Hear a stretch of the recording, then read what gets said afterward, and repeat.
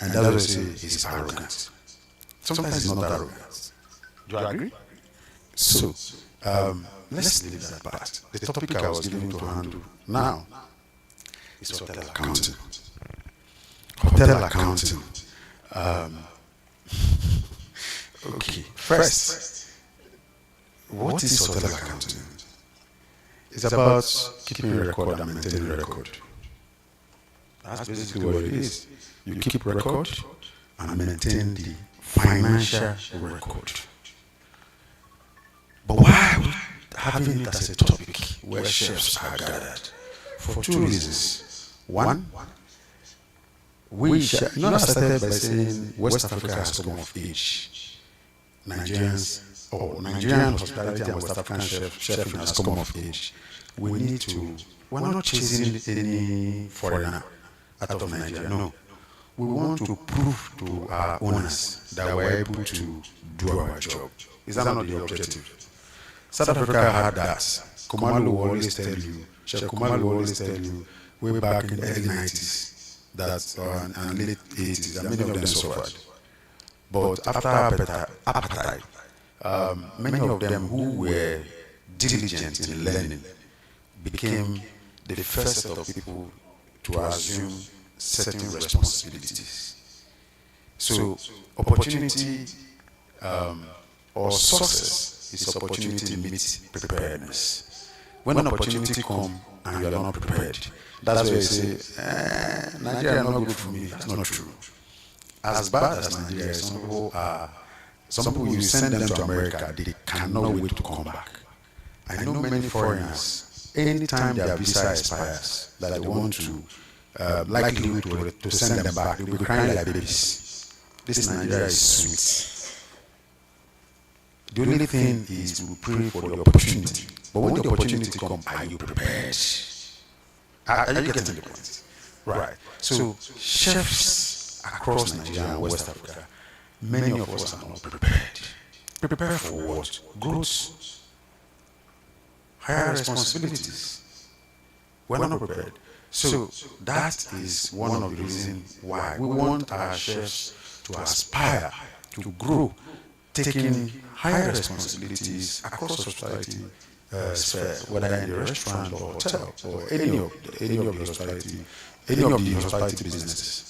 We want you to grow to become that boss, not boss on the business, become leader, not boss, sorry.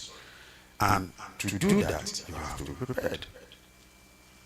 Second is, average chef is docile, and we don't like numbers.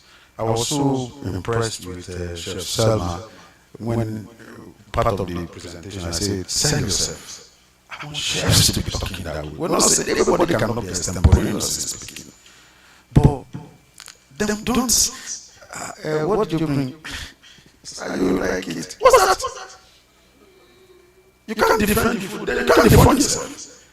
Defend is not arrogance. Say what the food is all about. Say it with your food chest and say, do it.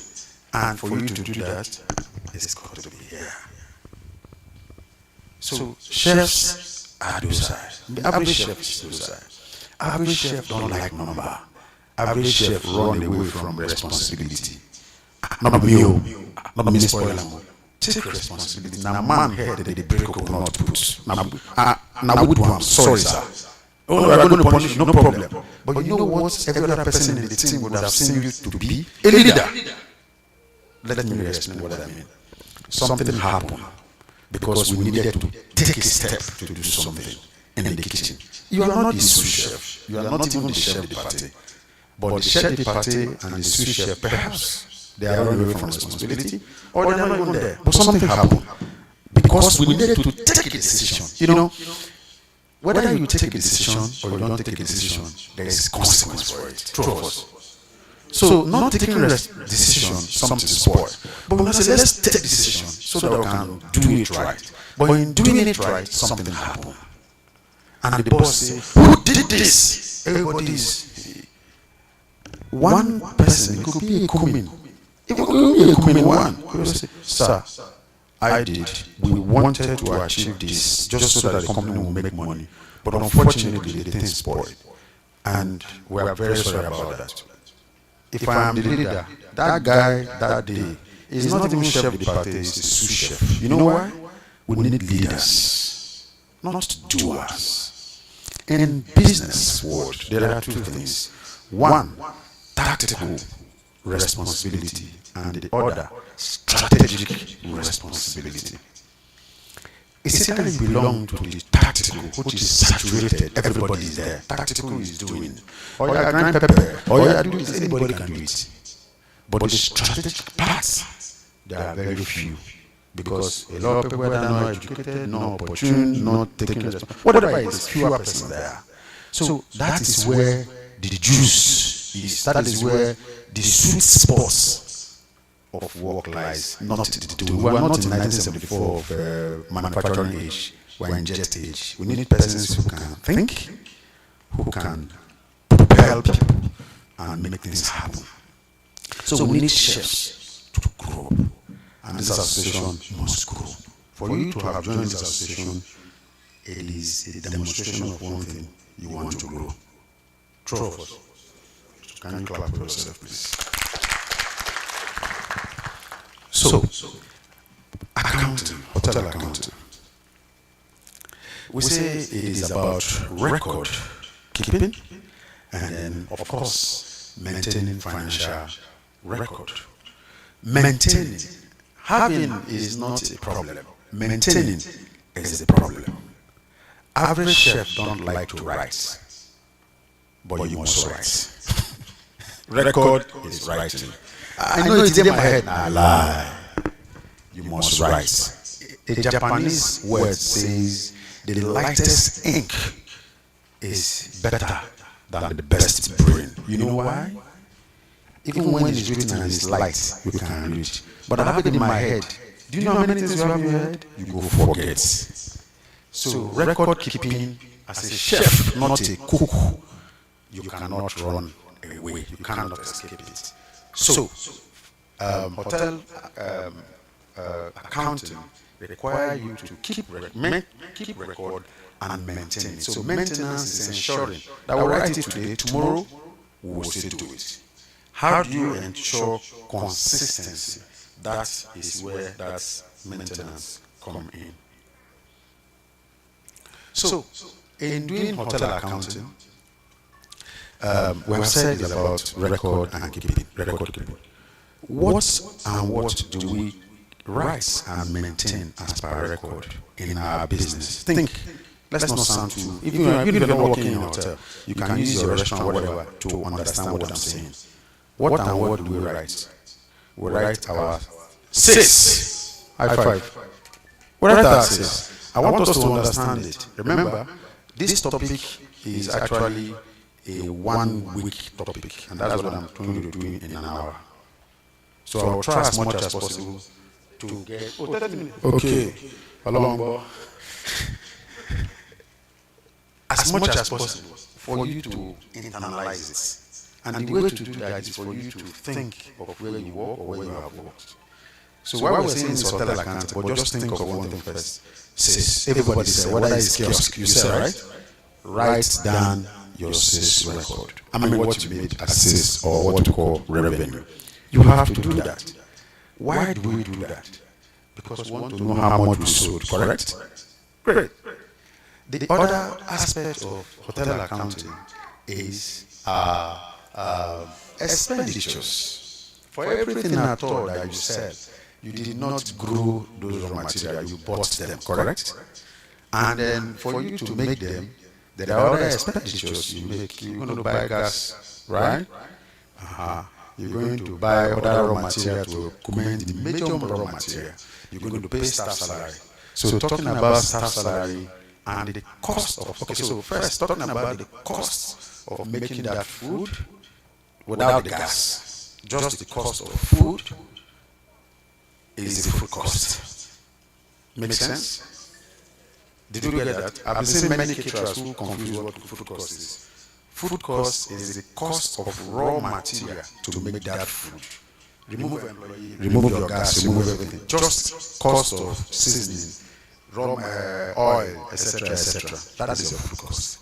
Now, when you add the cost of packaging and then the cost of waste, both accountable and unaccountable, and what you can also, in some companies like Unilever, they have something they call ration, what they give to free product that they give to staff.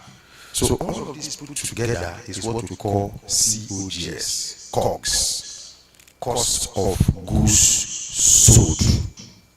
Because we cannot go to Coca-Cola and say, I want to buy Coke, and say, where your hand, make I pour and put, or where your nylon. It has to be market ready. So all the cost to make that food market ready is cost of goods sold, COGS. Now, you now come to the employee salary. Salaries. Salary is what you pay in this part of the world every month, right? But when you have staff, it's not only salary. You have many other things. You have pension by law. You have health care insurance. You have leave allowance. You have uniform. You have other things. So all of these put together from salary I mentioned and all these things. But generally use the word every cost you expend on your employees is called employee burden. The burden you carry on behalf of your employees. Make sense? Awesome. So, taking employee burden and your costs put together is called prime costs. Prime, prime cost. Of all the costs in business, prime cost is your most important. You cannot play with it, otherwise you are going to be out of business. Prime cost. Look at the name prime. Meaning, what is prime? What is prime? Foremost, right? Something more important. Earlier and all of that. That's it. Pioneer. So, pioneer of all your costs. Prime of... Okay, I've gone back again to prime. Pioneer of all your costs. Foremost of all your costs is these two costs. COGS and employee body. If you get it right, you are very likely to be profitable in your business. So, costs, it's very important in hotel accounting that you must have in place. Then the other is staff welfare management. Staff welfare management is HR domiciled. What more are we going to do for staff other than basic employee burden? You need to keep record. And you also do what we call monthly analysis of employee turnover. Our industry has the highest turnover, staff turnover. You know what is turnover? Number of percentage of people that come in and leave our business. Restaurant and hotel particularly has it the highest. When we recruit people, they are happy to start work. Sometimes that same day, who have experienced it, is the junior brother that will bring uniform for you.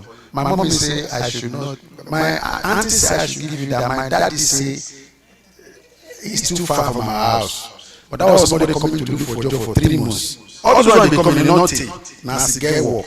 And some will say, my boyfriend say it's too far. Your boyfriend. Some will say, my daddy is outside waiting for me. You are cleaning, but your daddy is outside waiting. And then the man will come, Madam, would you know that it will be like this? Well, my daughter cannot take this job. Some will send their driver to bring it to say, I got admission. It's high. Some my husband say, no. Where they come from, my mama they open door for my papa when he come back, welcome money. That he should not be opening door for me. Therefore, I resign. So you have turnover issue. So HR in every hotel or any structured hospitality business pay attention to human resources and cost associated with it. So they keep record. What is your staff turnover? How many people did you start at the beginning of the month? How many persons are left? So they can do strategy to say, hey, okay, we will not be recruiting those who are jam bites. We will not be, you make all of these decisions. Data is key. And what is the cost of when we recruit fresh persons? We train them to understand the things we have. And remember, no matter how somebody, like Chef Shine rightly mentioned, once you come into a new place, you are a learner. Two of us. During that period, you will make mistakes. The costs associated with changing an employee is high. So, having a record, maintaining a record, and checking what is it costing us for this decision is very, very important. We want to track it just so we are on track. Then we also have what we call revenue management.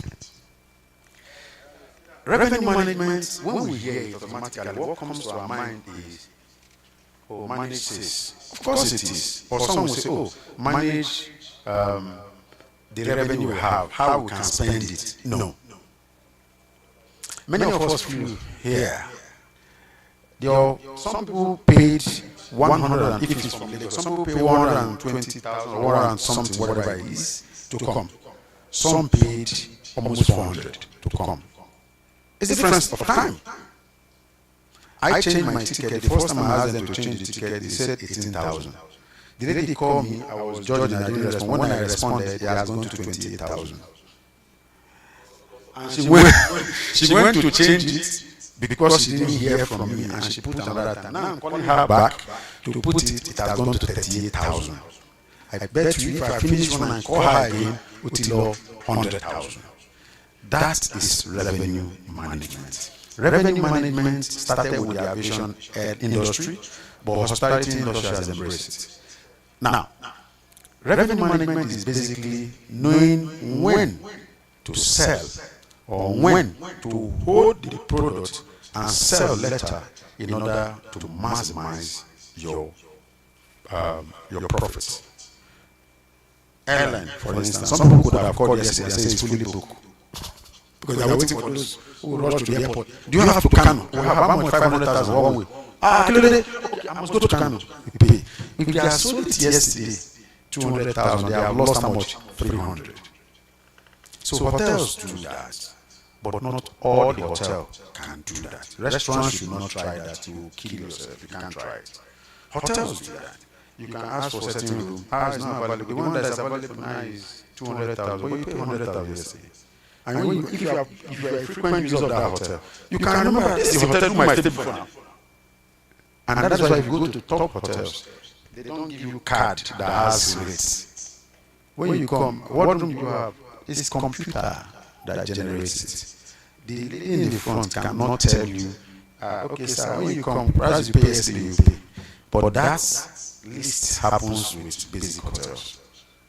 And then the last part of this hotel accounting, that is element of hotel accounting, is the fact that the guys we call night auditors, I'm sure some of us have heard of, if you have worked in a hotel, you know them. Night auditors are persons who are always in line to becoming the next GM, if the GM design or SACS. Because it's a night GM. But usually, it's an accountant. It balances the transaction for each day. Every day is a new phase of transaction. How many rooms did we sell? Which of the room was not occupied? How much did we make? Who is owing us? Who is on corporate account?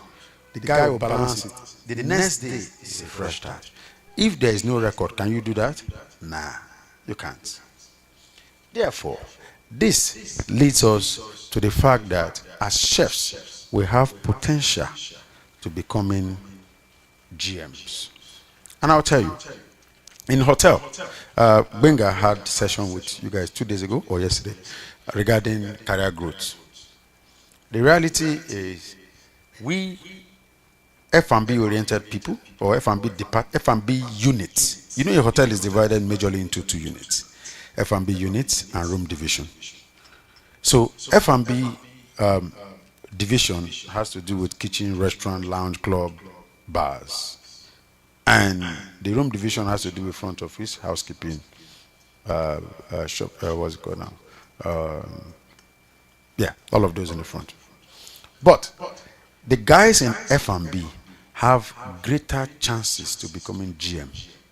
But unfortunately, record has it that the number of persons from F&B, particularly back of house F&B, which is kitchen chefs, they have the lowest number of people that makes hotel GM. The reason is not far-fetched. Many are docile, like we said. We run away from responsibility. I don't cook. Whatever they say is their business, I don't close. Are you used to that word? Very common. My work not to cook, not be to sell. Anything when I like, make una sell. You are a runner. You are a runner from responsibility. Get involved. When you get involved, like I always say, a chef job or your food you cook or your work in cooking food does not end until 2 or more days after the guest has consumed the food. Food safety. Feedback, rating on TripAdvisor and all other places. Are you excited to read or hear from the GM that from TripAdvisor that the highlight of my stay in this hotel is the food? Your hair will swell up. But if all the time the TripAdvisor is talking about how nice the room is clean and all of that, or how magnificent the hotel is, no service, all of you in the hotel, like Chef Shine say, fucked up. Because it's only the owner's work, magnificent of the building. But if you're writing about service, it's zero. So you have the capacity, opportunity rather, to grow to become hotel GM faster. You know why? Now we know the core of the hotel. Two of us. The things we in front office people not they know, we know them. Housekeeper, they learn work. Now we know them. The back, everything starts and ends at that back. Supplier pass through, now we they know the supplier with the cut deal. Now imagine growing through that process and you now become a GM. You will be an effective GM. No hotel will die in your hand. Because you know it. I say to everybody that I come across, I belong to different associations. For instance, I met the MD of this Kano Tourism Board. I'm a fellow also with Hartman, Hospitality and Tourism Management Association. It was when somebody called my name and I said, we know, and I was greeting. Now, when I'm with them, I always tell them, I started as a chef, I'm proudly a chef, and I will remain a chef. All of you here, the problem we have with F&B, particularly the ones that are F&B service people, why chefs, expatriate chefs, don't report to you is because they know more than you. I cannot report to you if I know more than you. So many of you who are F&B directors and co, you were waiters. Until now, I call you supervisor.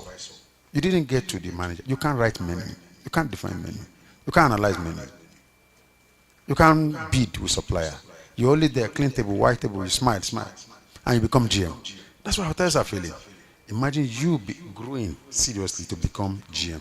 Nothing will fail in your hand. Now, this leads us to, how many minutes more do I have?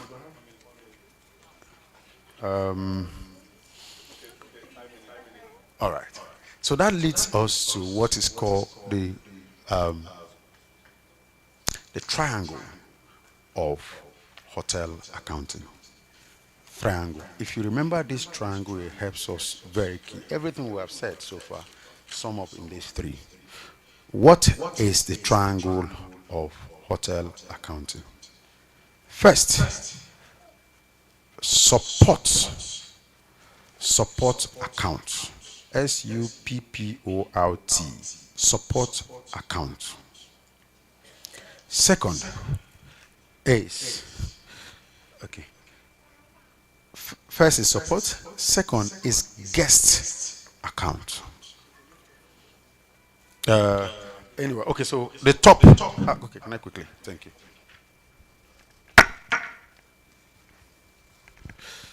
So you have support account and you have guest account, and then you have management. account. This is hotel accounting. What it's saying is, you true? Yeah, I can say the others. So what it's saying basically is that everything you do when it comes to hotel accounting, or in this instance, restaurant accounting or catering, whatever business you're doing, it starts and ends with this triangle. Try and get this right. What is this? Support include vendors, suppliers of your raw material. Whether you buy from market directly yourself, it doesn't matter. If some vendors bring it to yourself, it doesn't matter. Suppliers of equipment, everyone that supplies you, your IT backup and co. Do you keep record about them? How much did you buy toner for printing last time? The man is bringing again. Okay, this is not the price you brought it before. Why can we say that? That was a record. We supply us steak. It was 200,000. Now they are bringing invoice. It's showing 250,000. Excuse me. Price increase. No, we're a corporate organization. You're supposed to give us letter telling us that you're increasing price, and we'll decide. No, you have to take it back. What is more, for instance, in KFC, you cannot supply them poultry that is less than minus 12 degrees Celsius. That is frozen. Someone will say, but it's still minus 1, but it's still frozen now. Excuse me, our standard is minus 12. Butter. And so you might have to call Oga. Oga might say, no, don't take it, blah, blah. Do you have standard so that when they are keeping record, they are keeping record as per standard, and if there is variation, we can call the supplier to order. Like we said, also how much. Remember, hotel accounting is keeping record and what? Maintaining financial record. Guest account. We've talked about revenue management. The room you sold 100, you're selling it for 200. If you don't manage it well, that is where boys will build houses out of the hotel. We will sell the room 200, but we'll say, well, the man has actually paid yesterday, and he paid same 100. The guys will racket the 100K. So there must be record. Who sold, what time, who approved the revenue management that is now 200K. We want to see it. And that is one of the reasons why we must close account by the night auditor every day. So we can see all of that. We always say that you can run a 9-room hotel, right? And if your hotel is 50K, that would be 9 times 50. That's 450. Someone will say, oh, you cannot make more than 450,000 naira per day. But if you are big on F&B, if you understand the principle of hotel, and maybe you have guests who can spend heavy, you can actually be making daily over 10 million. It is possible. Someone will say, how? Did you build more room? No, we didn't build more room. We played big on F&B. We sell Azu 1.2 million. So a guy came in with 3 of his girlfriends, and all the guys said they want one Azu. All of them call it one. That is 3.6 million. Because they want to get drunk. They want to be wasted. It's not our business if they want to be wasted, but they choose to be wasted. They bought the 3.6 and ate food. Everything 4 million naira. If we have just 2 guests like that, that's 8 million naira. But the man who doesn't understand the business of hotel will be remaining at 450,000 naira on a daily basis. So you can, in that angle, have record that can confuse average person. Again, keep record. Room 101 bought this, and F&B blah blah blah blah blah. And when the night auditor is closing, he closes with that. And once it's closed, we have sent it to Oga. Sope is gone. It's gone. You cannot go and amend it again. You have other avenues.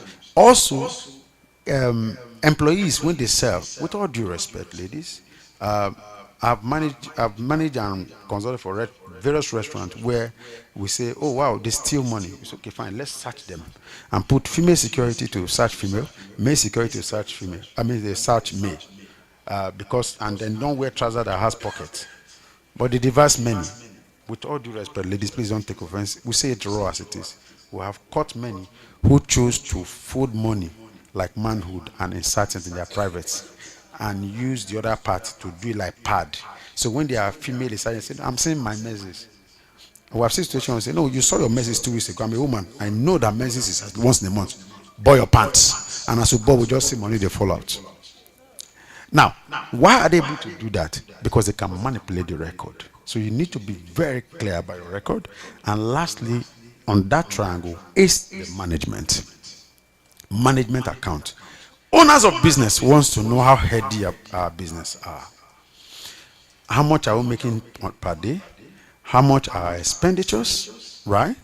Therefore, what is the margin or profit left? Now, the profit left, can it pay the bills? When is your break even? Break even is when are you going to get your investment back? Anybody can tell you, oh, Alaja, that should that duplex used to do restaurant. Thank God, oh, free building. You take the building, right? You say, but you start paying 5 years time. No problem. But you have to buy equipment. All the equipment you bought is costing you 100 million. And you start the restaurant, you are talk of the town. You did not check what will be your footfall or your walk-in customer per day. You did not check what will be your APC, not the political party, average purchase per customer. Therefore, how much can we end up on daily basis? Minus your prime, what is left? Did we collect money from bank? Or you say, oh, my auntie is a director of BOI. They give you loan, 200 million. It's easy to collect loan, paying back. When you add all of this, how much is left for you to do your obligation? The reality is that many businesses are on deficit. I call that living in advance. So, to avoiding that, I'm rounding up right now, Chef. To avoiding that, management need to see their record. Where are we? Month end. You are the GM. Can you present me your profit and loss sheet? Can you also present me our cash flow? What is cash flow? The record that shows you how much came in the period under review, maybe 1 week, maybe 1 month. How much did we spend? If we are spending more than is coming in, tell me something that comes to your mind. Nigeria. Unless you don't listen to news. Nigeria spend more than it earn. And there is no business that can sustain that way. When you spend more than you earn, you've been indebted. They go seize your whatever you have, because you have to pay, and you are paying interest. So they say that's why I always tell business owners, never go to bank to borrow money to start business. It's a recipe for failure from day one. 30%. How much is your profit? Percentage is not more than 100. Your food cost, many were running on food costs at 70%. They are not even aware. So where are you going to get the money from? And they have other expenditures. So you need to be sure that your expenditure is less than the money coming in. That is why we say in management, your responsibility is increasing revenue, reducing expenditure, and maximizing your margin. And the P&L, which I mentioned, profit and loss sheet, you're a GM. If you're a GM, you don't know that, or you are going to GM, you don't know that, my friend, you got to hurry up. You must master your profit and loss sheet. Not what somebody has designed. You should be able to design it like a baby. Design your profit, and I was hoping I could do that, just a sample of that. Do profit and loss sheet that shows from your revenue down to your profit margin left.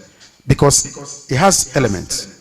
First element is your margin, your revenue, which is the sales you make. Then you have your COGS, which is your cost of goods sold, I mentioned earlier. Then you have your employee burden, both of them put together as your prime cost. Then you go to your marketing. What is your marketing budget? Many of you are advertising on Instagram. Instagram is collecting in dollars. If they charge you $200, that's how much in naira? That's huge. Do you have that budget? Your sales is 100,000, but your Instagram advert is 400,000. Not be that. So, what is your marketing budget? Do you make budget for your tax rates and levy? You have to make provision for your tax. In Lagos, for instance, you pay consumption tax 5%, you pay VAT to federal government 7.5%. If you are registered with NSIT, you will pay 1% of employee salary. They say a whole lot. Did you make provision for that? If you didn't make provision for the employee for consumption tax in Lagos, government will just look at 5% of your revenue. Oh, wada. You have to pay the money. So did you make that provision? Local government that goes around with white uniform, they give you food permit, radio permit, in some area where alcohol is allowed, alcohol license. Did you make provision for that? The place you have, you rented or lease, did you make provision for it? It costs you let me not call big money. It costs you 100 million to set up the business. And you want to make your money back in 5 years. That is 20 million every month, every year. Where is this 20 million coming from? Is it says you didn't make provision for it? Most times, owners don't get salary. I have not been paid by HBS since HBS started because there's no money to pay me. But from the one I'm aware, the record has shown that HBS cannot pay you for this time. So we are aware. Are you aware your business cannot pay you? They pay you first 1 million naira to cook for 4 persons. You start looking for Tokumbo rice, Tokumbo car to show people that you have arrived. You go jet basic tire. The money you make in business, first always realize that the crumb is yours. In accounting, they say that if after all your expenditure, you are left with 5% as a business, not you. The business is left with 5%. That means all your expenditures, including paying owners and all of that, your depreciation is covered for. I saw some chairs broken. They go replace them. There should be provision for it. Your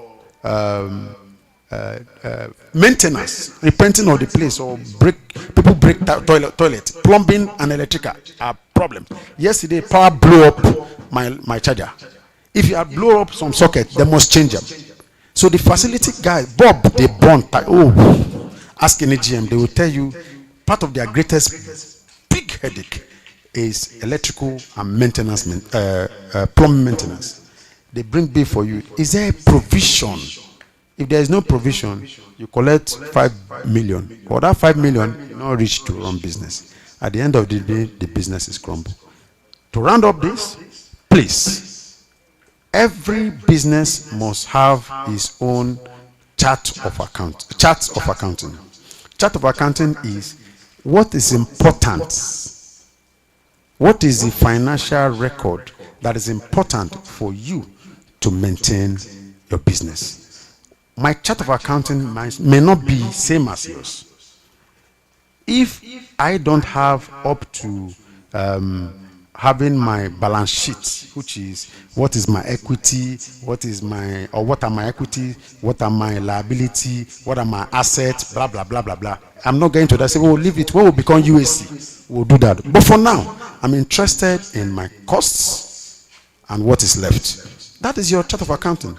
If I'm interested in getting up to that level because I have plenty of investors, then I need to do that. So define what is important for you to know that you are remaining in business. That is your chart of accounting. All right? Thank you very much. Thank you so much. That's a lot. It's difficult to actually pass these messages in short time. And he has done justice to it. So if you are here and you have not learned a lot in 40 minutes on how to manage your business, trust me, just pay more attention. So we have Chief Shine here to take up the next one. Myself and Eric were used to this back-to-back class. So it's coming back again for another one. So the essence is to ensure that we have. Are we tired?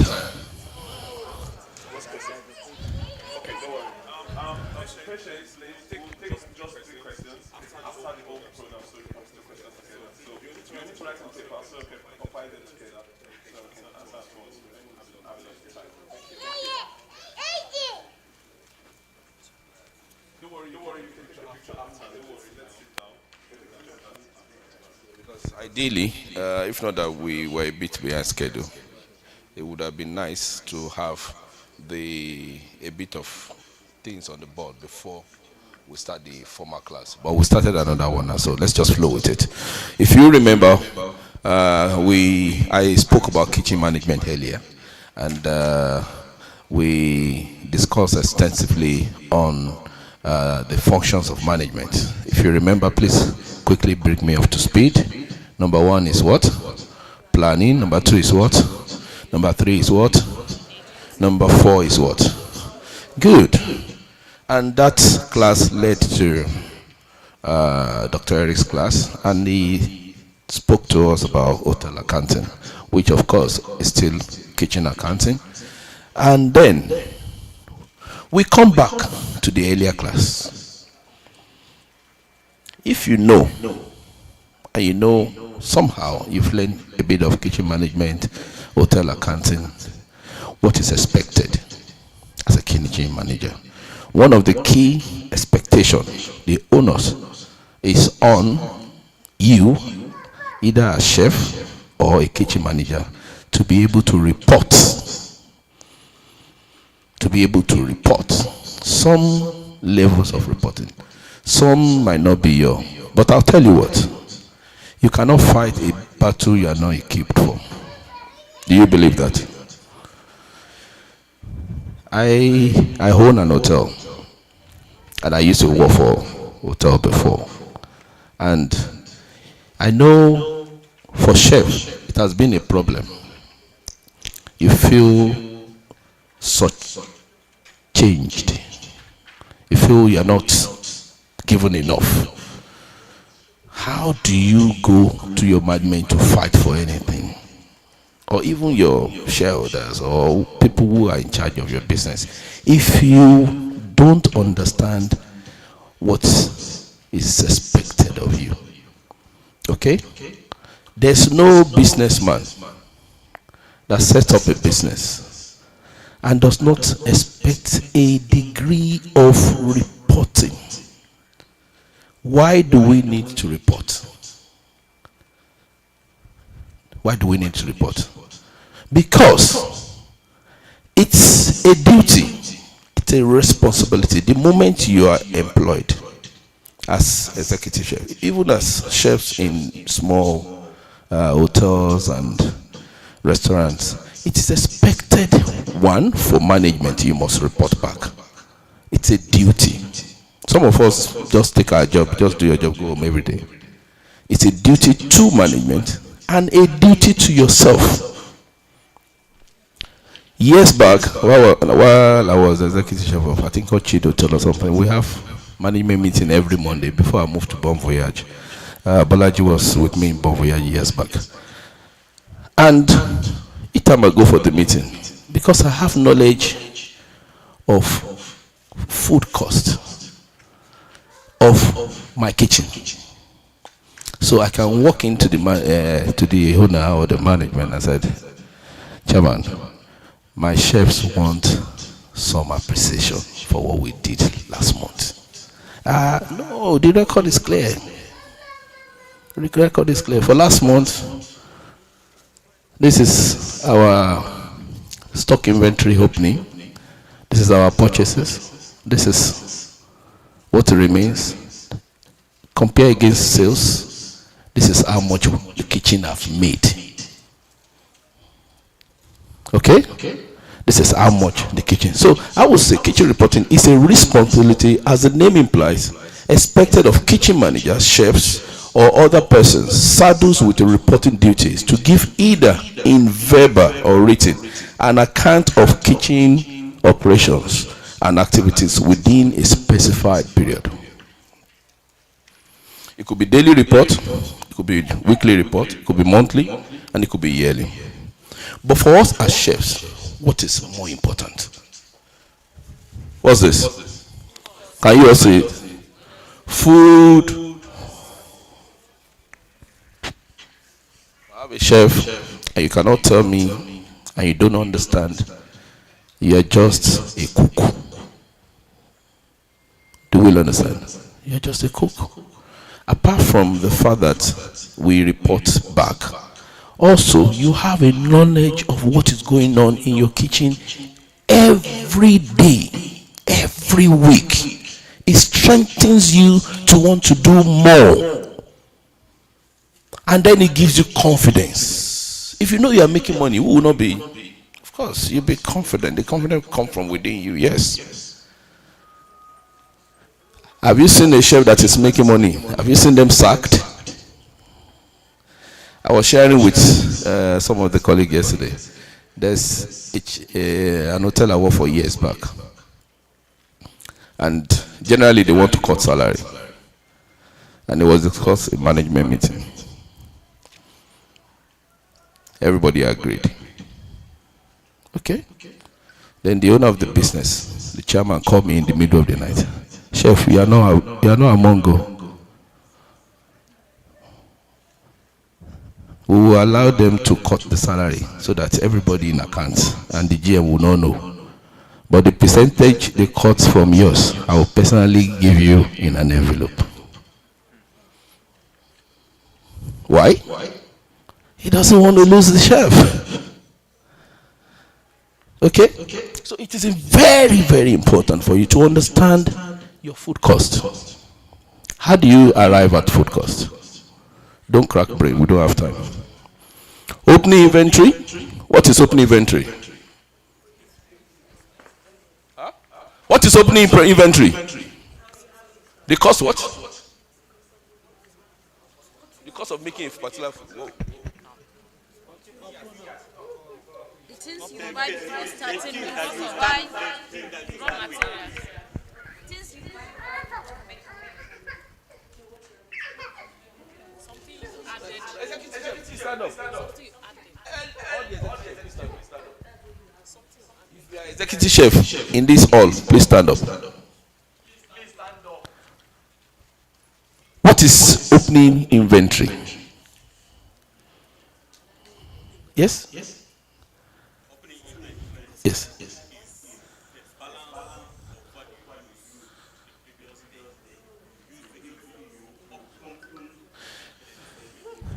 What did he say?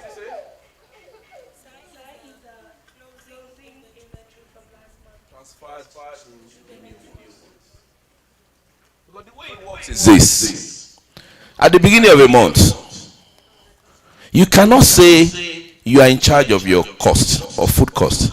If at the beginning of the month, you don't know what is in your store across frozen, dry store, whatever store, you must know the value of everything. Then you can say, if you get a new job, how do you even rate yourself? If you enter a new job, if I enter a job, if they ask me to start on the 15th, I will tell them I will come on the 14th. Because I will take stock overnight. I want to know what I'm inheriting. You must know what is in your... They gave you a job. A lot of things is transferred to you. Staffs are transferred to you. Inventories are transferred to you. So you must know the summation of that inventory at when you are taking over. In this case, we are saying end of the month. So whatever it is, the aggregate of everything that we have in all our stores, okay, is the closing inventory of last month, which of course becomes the opening inventory for the new month. Do we all understand? Do we understand? I'll give a little assignment. So you have opening inventory, you had purchases. From the point you come in, from that month, beginning of that month, you have all the purchases aggregated from 1, 2, 3, frozen stock, dry stock, chicken, blah, blah, blah. You had everything together. So you must keep record of your purchases. Don't let some wife of chairman buy something and say the receipt is with me. I'm not asking you not to buy, madam. Buy. Give me the receipt. An actual check. So you know what you are inheriting. So if you have all your purchases for the month, at the end of the last day of the month, you gather your guys again. Let's check what we have left before we go into the new month. Okay? Then it becomes the closing inventory. The summation of that, we have opening stock plus purchases less closing inventory give us our food cost. Shikena. It's as simple as that. There are terminologies, but it's as simple as that. I try to break it to layman so that you can all understand it. Whether you took over a small store, a small kitchen, a big kitchen, it does not matter. This is what obtains. If you know these three, you are able to calculate your food cost. I tell you what, the owner of the business will even be happier with you because you know what you are doing. So if you understand your food cost, all you need to do is compare it to sales.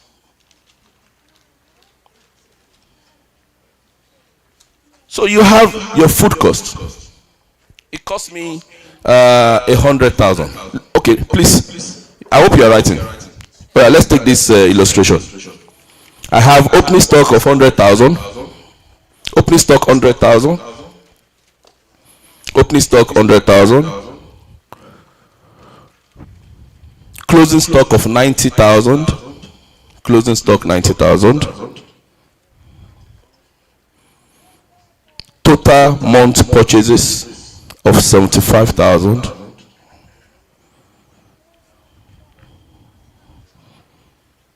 Total month purchases of 75,000.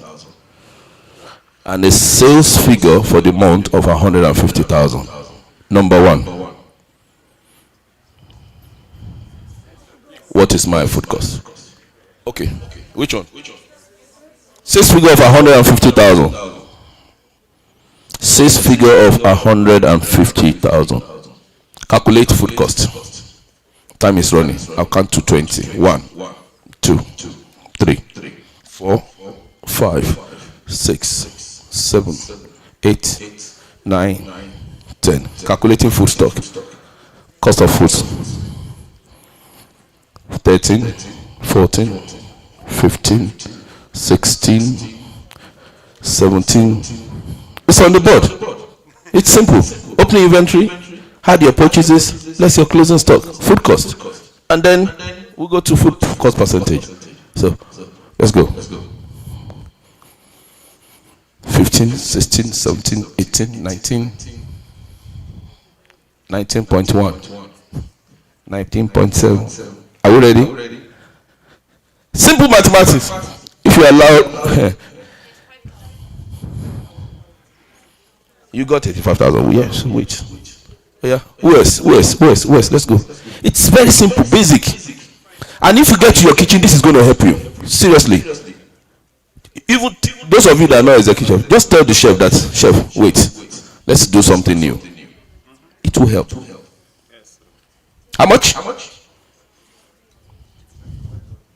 Some people got 85, some say 115. Yeah?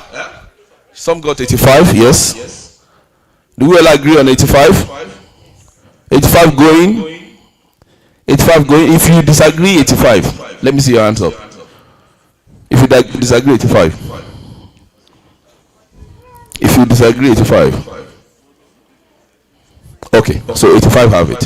Yes, we're right. Now, we have sales. For you, as a chef, it might just stop there. Oga, we spent 85,000 last month. We sold 150,000. What is profit margin? To us in kitchen, it stops at that. It doesn't matter how much they, if they like, let chairman expenses, chairman flighting, whatever, chairman girlfriend allowance, let it be 1 million. It's not our own. We are kitchen. It stops at kitchen. Production. You gave us this amount of money to produce, and we have sold this amount. Verifiable. Please, can you declare 5% for us? Shikina. Do we all understand?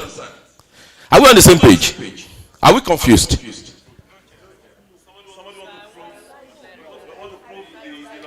Okay. Yes. Yes.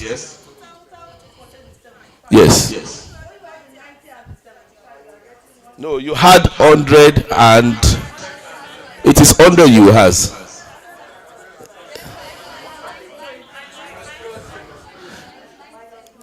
Is your opening, how much is your opening inventory? 100,000. Okay, wait, let's put it on board. Opening is what? Opening is 100. And then let's go to the, what did you say next? Purchases. Are we adding? Yeah, plus purchases. How much? 75,000. Add together 175,000. How much is our closing? 90,000. So deduct 90,000 from 175. What do we have? Chef, are you clear now?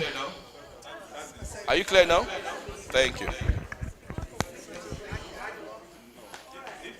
So sometimes if you are not harmed with figures, don't go before management and start saying we're supposed to, we've not been paid very well. Our chefs, we had general manager collect 1 million. With what? What are you doing? What are you contributing to the hotel or the restaurant? This is the strength for you. And then if you want to go extra mile, then you go to the understanding of food cost percentage, which is going to lead us into budgeting before we round up. Food cost percentage.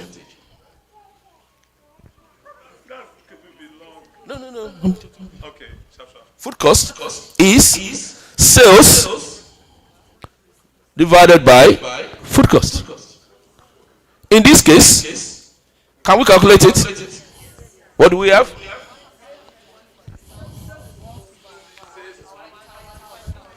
So we have sales 150 over 85,000. What does that give us?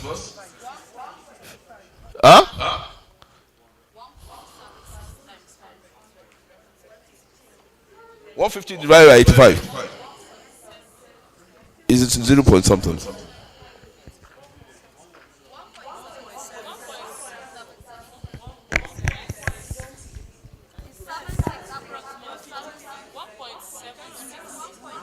No.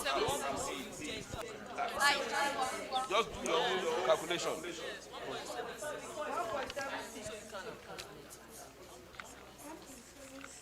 Can somebody check again?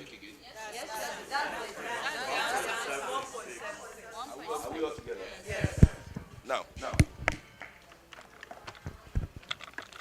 if you know your food loss percentage, particularly it is expected in interview for executive chefs. What are you bringing in? What are you going to add to us? So if you know your food cost percentage, if they say reasonably in about a month, our food cost percentage is about maybe 50% or 60% of what we sell. Okay?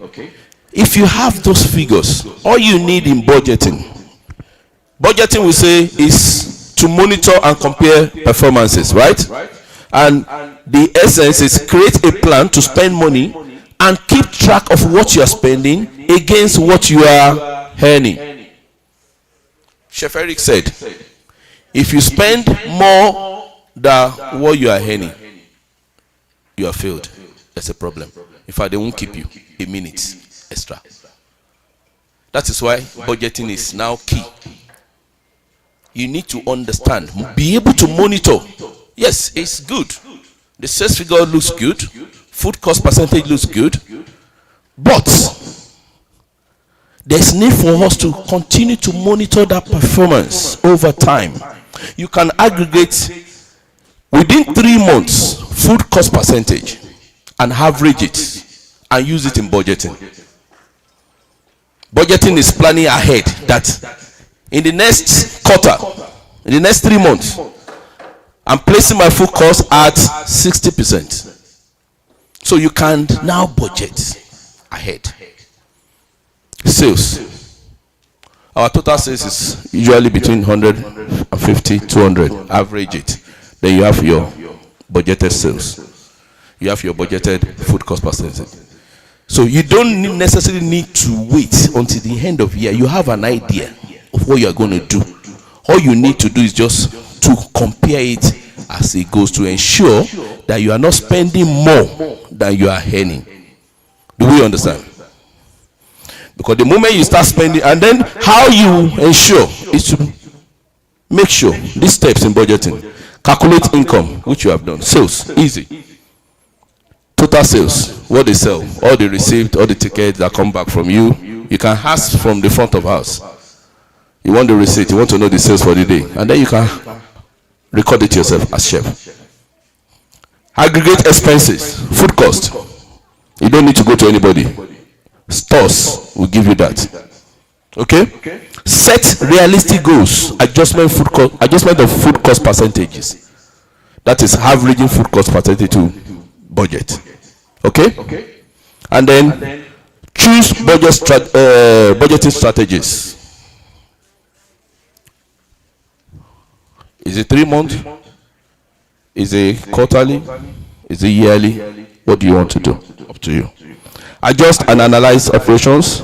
Keep track of wastages. One of the major killers that affect our food cost is wastages. Wastages. Some chefs, you are in the kitchen, you are less concerned. They are supposed to make jollof rice. The cook went in there earlier, burn like 4 cups. Quickly pack it. Dustbin. Start making another one. You don't know. Good. Chicken breast. 25 pieces.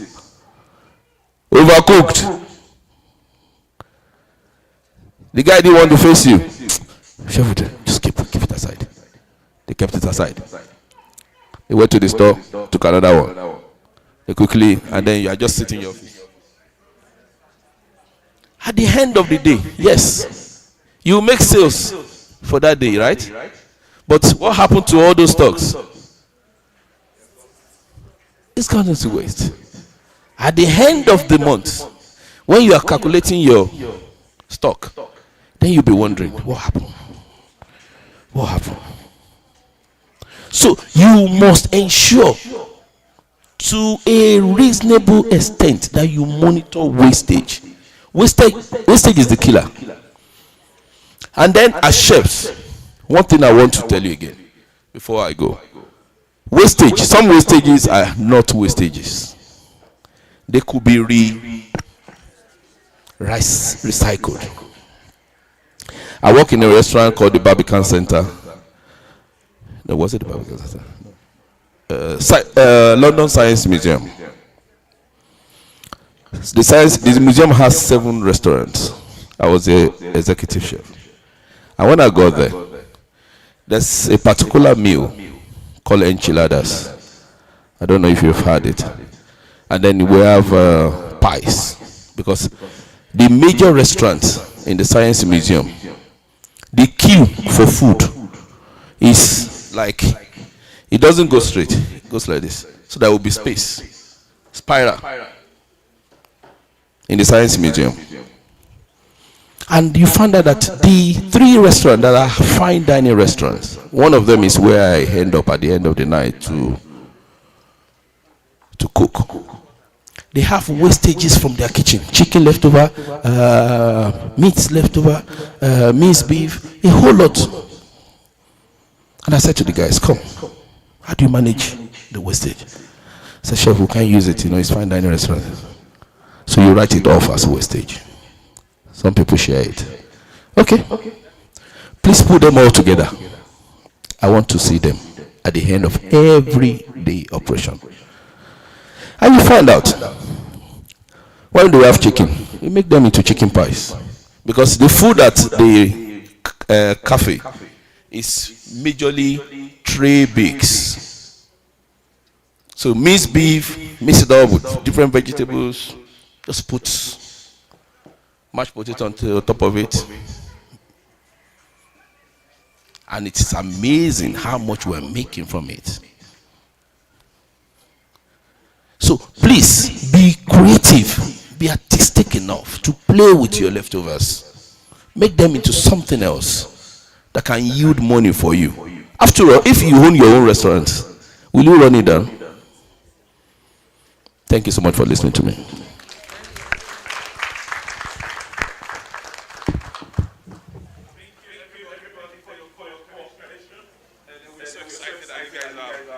hope you are getting so much, right?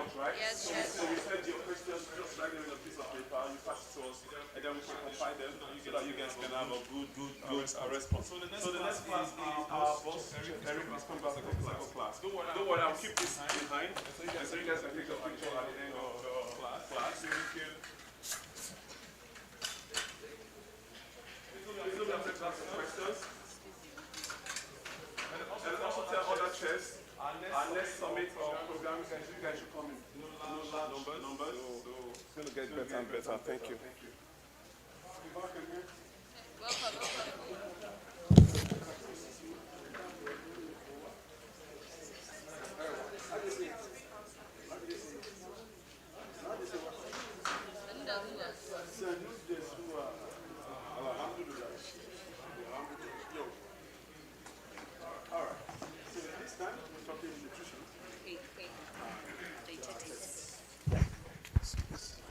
What is nutrition to you? Nutrition? Anyone? Remember, nutrition has over 7 definitions. So understand the person. To me, is eating healthy. Healthy. Trying to get nutrition is a chemical components in the food. It's from there they drive a balanced diet. So it's a chemical component, something like that. Trying to recall it, they taught us in school. I'm trying to. It's a chemical component. Nutrition is the ability of the body to be able to accept nutrients and be able to convert it for growth and development. Well, you spoken well. So basically, it has to do with the building blocks that the body need for repairs, for sustainability, and generally for healthy living. True? True? Right.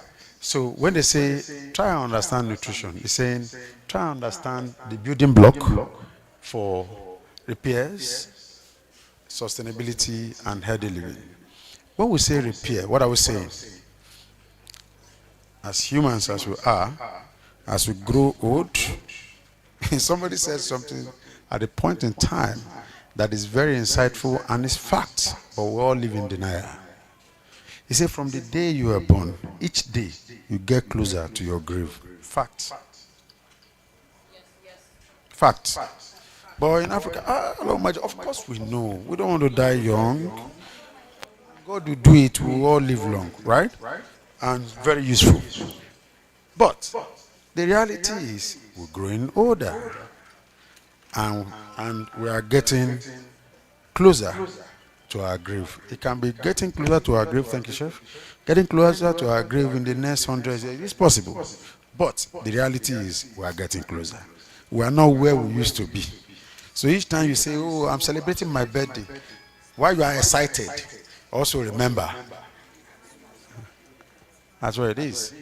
So, what is the essence of that statement? We should be well informed of how we eat and how we use the body. The usage of the body leads to the need for repair. We walk. I can bet you that in this audience, I can count, we cannot say less than, we don't have up to 5 persons without waist pain related issue here. I don't want you to raise hand up. Waist pain is very common. Now, there are many of them we can list, but these things are sometimes because of our work as chefs. We lift things and we don't know how to lift.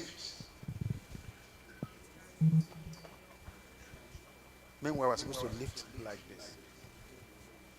Now, things like this, among other things we do, no exercising, is causing wear and tear in the body. Therefore, God has made nutrition possible. That's why we eat, we drink, just so that what we eat and whatever we take in, or the things we take in, should help in the repair of this wear and tears. So nutrition is, or one part of the element of nutrition is just so that wear and tears could be repaired. The other one is to remain fresh. You know, when you see certain persons, you look at their age. When they tell you their age, you say, wow, you look younger. Third one, you also see some persons, not just some persons, generally when persons are getting age, if your father is still alive or your mother is still alive, look at her picture when she was your age and look at her picture or his picture now. You find out that the old man or the old woman becomes smaller. Have you noticed that? Why? The muscle, when you are getting old, the muscle shrinks. Therefore, exercise to build the body. But when you are doing exercise, the muscle rise as it were. He needs food to like wage. So when you also eat wrong, it will blow like a balloon and it will also deflate. So what we take in, it's very important. I will be getting the message, guys. So nutrition is the study of how the body the different things we eat for repairs, for sustainability, healthy living, etc., etc. We will talk about the elements of nutrition. Number one is protein.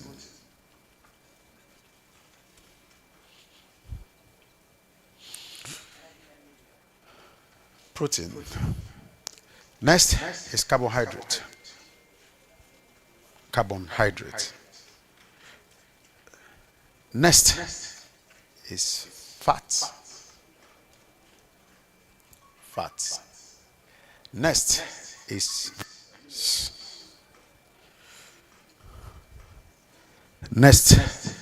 protein. Sorry. Vitamins. And water is the last. How many? Thank you. 6 essential element of nutrition. In other words, everything we take in is about these 6. But which should you take at what point? And how many should you take of which, depending on whatever you are trying to build or repair? That is what nutrition is about. Does it make sense now? Right, let's try to look at each of them per point. First, we said it's protein, right? Protein has to do with that. Okay, so the things protein do, one is about freshness, how you look, right? And then the second one is energy. It will shock you to know that carbohydrate and protein give the same amount of energy. So, okay, we'll get there. So, first thing that carbohydrate does is what? Energy. And next one? No, don't miss it. Actually, energy was the second one I mentioned. The first one is for you to remain fresh of the body. Yes, protein does that. The second thing protein does is energy. Then the third thing protein does is the repair of the tissues and cells. All right? Now, if we understand this about protein, the next question is, what are the categories or types of proteins we have? They are categorized in 2, complete and incomplete. Now, the complete protein are those food items that we eat. Like the name goes, it's complete. The incomplete are the ones that it gives you half. We call that half and half. You need this half, you need this half to get the complete protein. So let's look at examples of complete protein. Give me an example. Egg. Again, high five again. Thank you. Animal protein generally, but let's just emphasize them. Next, poultry, beef. When we say poultry, we mean four things. One, chicken, no egg. Chicken, turkey, no beef. No. All right. Okay, so duck. So they're all birds, but there's one more. All right, so let's take it. First is chicken, turkey, duck, and goose. How five? Those are poultry. Any other thing other than this is not poultry. Egg is not a poultry. It's egg. So we have poultry, we have meats or beef generally, sorry, and then we have eggs. These are the major protein, complete protein. Then we have incomplete protein. Example? Legumes, beans. Right. Now, with this knowledge, guys, I want to challenge us. How much do we have, Chef? Chef Ace? Let's cheat him before he comes. Okay. So I want syndicate session. Everybody from here down to Alaji there, you are in one group. Everybody here, these two, so that you don't, this line and this line, so you don't scatter the class so much. This line, starting from you, starting from you, Matthew, down to her.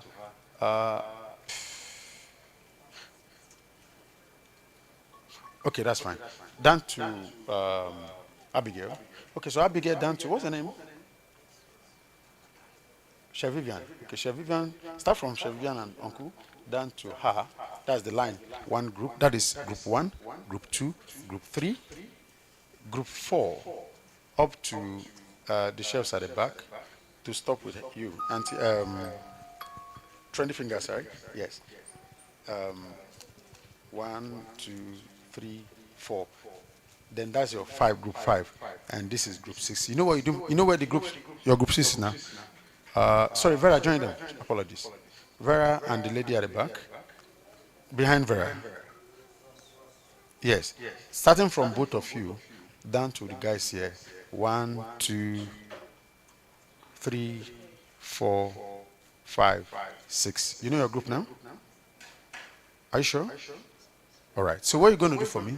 You are going to give me, you're going to make food for an elderly person based on the understanding that elderly people, when they are growing, their muscles are shrinking, right? They are becoming small.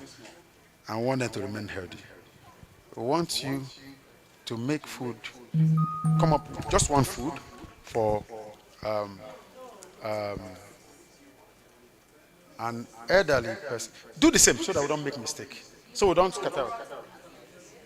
I don't want to know. Of course, protein is already, but understanding that, you have a point. Using protein. Do the same. You do the same. So come up with a menu item. Yes. What would you put? Do you understand it? Are you sure? So you know your group now. Starting from her down to, what's your name? Chef Wood. Chef Jumes. Okay, so all of you there, discuss. Come up with just one food. You can keep it any name you like. No, Vera, you are in this group. I said starting, you said your name is Vera, right? Vera. Vivian, sorry. You and her joining them there. Then you are here. So give us a food item. You can call it any name you want to call it. What is inside the food? So for instance, liver, this, that. And quickly.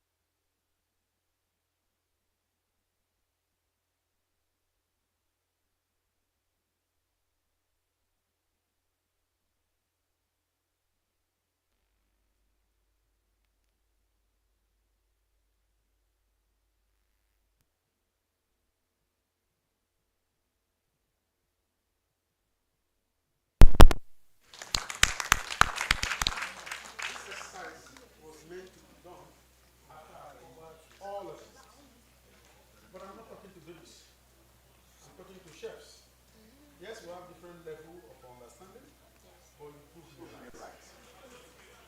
Just few things to point out. Somebody mentioned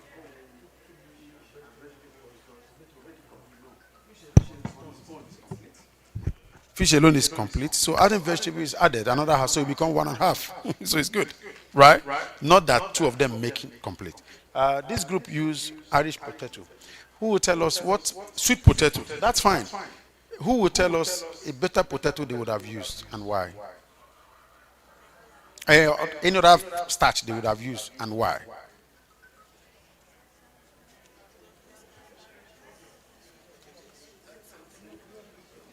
Irish will be better than sweet potato, you right? Because the sugar will be lower. Yeah, that's fine. But which other one? Water, yeah. That's it.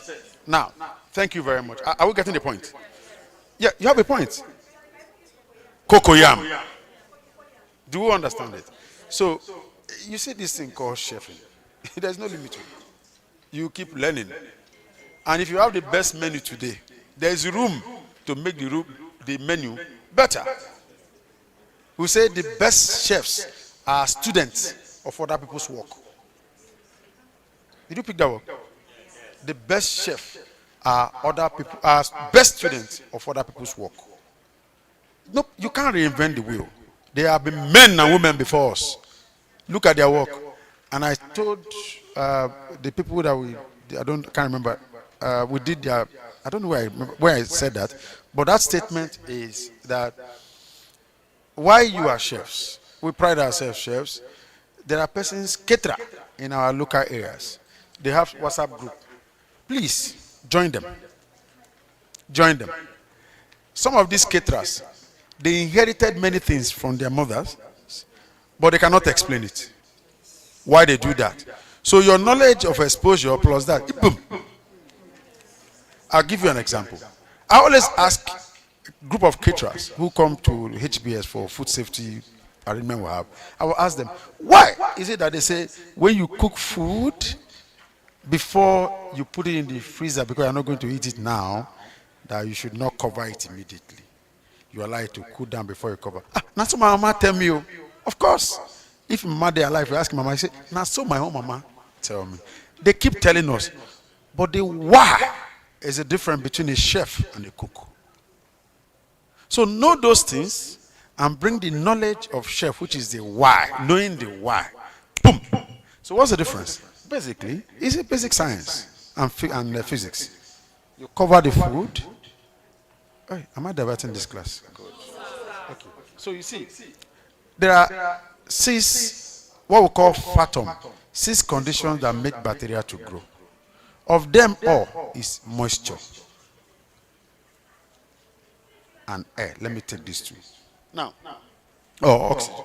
Now, you cook the food, it's not ready to be served. You cover it, and it's hot.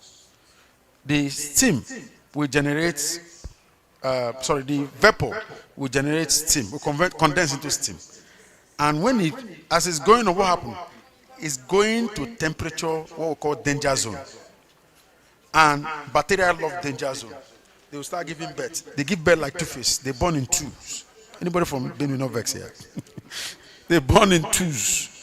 And as they are giving birth, that's how they are becoming notorious for our food. And they go into water, the steam that condensed, and then go back into the food. And when they go ye and multiply into the world, and they will multiply the food. Now, when that is going on, they are killing so many things and creating a lot of pathogens. So when we eat it, we say we'll get food poisoning or food spoil. Sour. It's a bit of food on sour. So, what I'm trying to use that say is get to the WhatsApp group of these caterers. Enter. Tell yourself you are learning. There is no end to learning. When you do that, Chef, I still have long time. 1 minute. No. You go taste more. So when you get there, you will learn certain things that they don't understand the reason. And you will bring your knowledge of the reason, bridge it together, and then boom. And that's why I said that the best chefs are good students of other people's work. Oh. Yeah. Thank you. All right. Okay. So, all right, that's fine. So, back to nutrition. We said the first one is protein. And you guys did justice by coming up with that. We only reviewed their own to say we could use cocoyam, etc., for the elderly. They mentioned fish. There is something in fish that all of us must be very much aware. Omega fatty 3 acid. Very good. However, not be all fish good for elderly people. There are fishes we call fish in example barracuda. I'm trying to look for the name we call it. Fish on the higher the one that come from the deep sea, there's a name we call it. But these fishes, they don't feed on feeds, as it were. They feed on smaller fishes, like barracuda. Now, these smaller fishes feed on algae. Algae is poisonous. So, when these small fishes feed on algae, the big fish will not feed on them. That means if you kill me, you must inherit my problem. As you eat me, the thing when I eat for my body, when God gave me, is good for me, but for you, not good for you. You must inherit it. Therefore, we ourselves, we will not eat the fish and end up with certain things, including mycotoxin, ciquatoxin, toxins generally that are associated with seafood. Elderly person that you use barracuda because it's a fish. Yes, you can even do the same fish. Let's stay with fish first. Of course, you can do stay is healthy, but let's stay with fish. We're trying to explain the fact that it is good to fish, but not all fish. Don't get fishes that can give them, their their immune system is already poor. Their immune system is already poor by virtue of age. They can't fight pathogen. So you now introduce pathogen plus the body they are managing. Not be juju be that. So you want to avoid such fishes. Second reason why you need to also avoid such fishes is that they are high in mercury. Baba don't need it. Bonga fish, crayfish you guys mentioned earlier. Titus, look for shine nose. Those ones will not go far. They're not to go far in the ice. They are better for them. I don't know if you get the point. Right. And they also mentioned, I think majority of us mentioned it, the preparation method is also key. You can have the best of raw material, preparation is bad, you finish it. They said grill, right? Low heat grill will be good. You mentioned vitamin C going in there. When the heat is high, vitamin C is gone. So low heat. So even if you are doing barbecue, if you have option of grilling and barbecue, what would you choose? All right. Sorry, guys. If this was school, I would change you guys. I will swap you. But I can't swap you now. The only thing I have now is to walk you out. You cannot be in my class and have another class. Madam, sit well, sit well. If you are tired, sit well. Thank you very much. My time is very. You know how many calls I've been missing? I'm missing money. And I'm talking to you, you're talking elsewhere. Just say, can you round up this class? I will better go. Huh? Please. Please. It's all right. You are forgiven already before this. It's all right. Let's focus. Okay, so if you have fish to use, but you have the option of grilling and barbecuing, which one would you do and why? Grill. Why? No answer. No. Mama, tell us. Like just to us now, sir. You said the fish will grill on it. If the light, the fire is too high, the vitamin C will just evaporate. But when it's low, it cook at a normal kind of like calm. This shows me that we don't actually understand the difference between grilling and barbecue. Good afternoon, chefs. For you to do barbecue, sometimes you cannot control the fire. It's very hard to control the fire. But okay, when you are doing this thing, okay. So you see, trust me, guys, we have this issue as many chefs have this issue.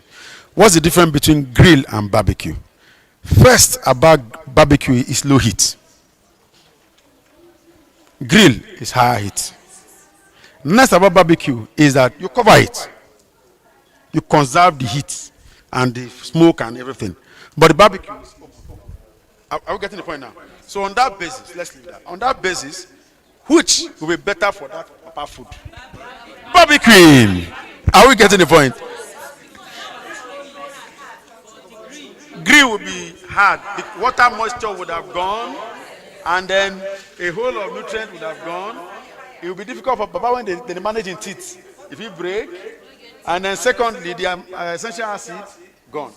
So, are we getting the point? What does this tell you? This one we just did now. What does it tell you? For everything you do, know the why. For everything you do, understand the principle. If you don't understand principle, we get that a lot at the hospitality business school. Average person will come. I want to be a chef. Why do you want to be a chef? I have passion. My friend, passion does not pay the bill. Why? I like to be like Hidabachi. Okay, I better go reception first. Somebody go attend to you. Will not get time for you. You don't want to be a chef because of your personality. Wrong. That's a conversation for another day. We're not going to that. But why do you want to be a chef? I want to work as a professional chef. I want to be a food vendor. There are two different things. The first one is a professional chef. The second one is a caterer. Therefore, to be a caterer, do you need all the knowledge of a chef? No. You are a hustler. You the street, the hustle. They say meat pie, you go bake am. They say bread, you go bake am. They say even you go join mixology, join them. Would they make drink? Imagine somebody wearing chef jacket and is happy that is making cocktail. You are a fool. Are we getting it? Not you guys. You understand what I'm saying? Chef is not a bartender. I can't be proud that you're wearing chef jacket. You hold me, your mind, you're happy. You're a caterer. A chef, when you put on this chef jacket, you've earned your strip. In fact, being a chef, you are either a pâtissier, pastry chef, or a cuisiner, chef de cuisine chef. But you are a chef that you are taking pride to say, oh, I do all the baking, I do all the cooking, I do all the mixology. Now, caterer, you be my friend. Because what you know are average knowledge of everything. Chef deep. If let's even take pâtissier. You make cake, you decorate cake. That's two persons' job already in a standard place. Like, I don't know in the north here, but in Lagos, for instance, I have cakes and cream and co. It was a big division of people that bake. They're not the same people that make that sugar benders. It's a huge job. And you say sugar benders, they take pride. You say, no, I don't bake. I don't have that pride. I'm thinking creative. It's there.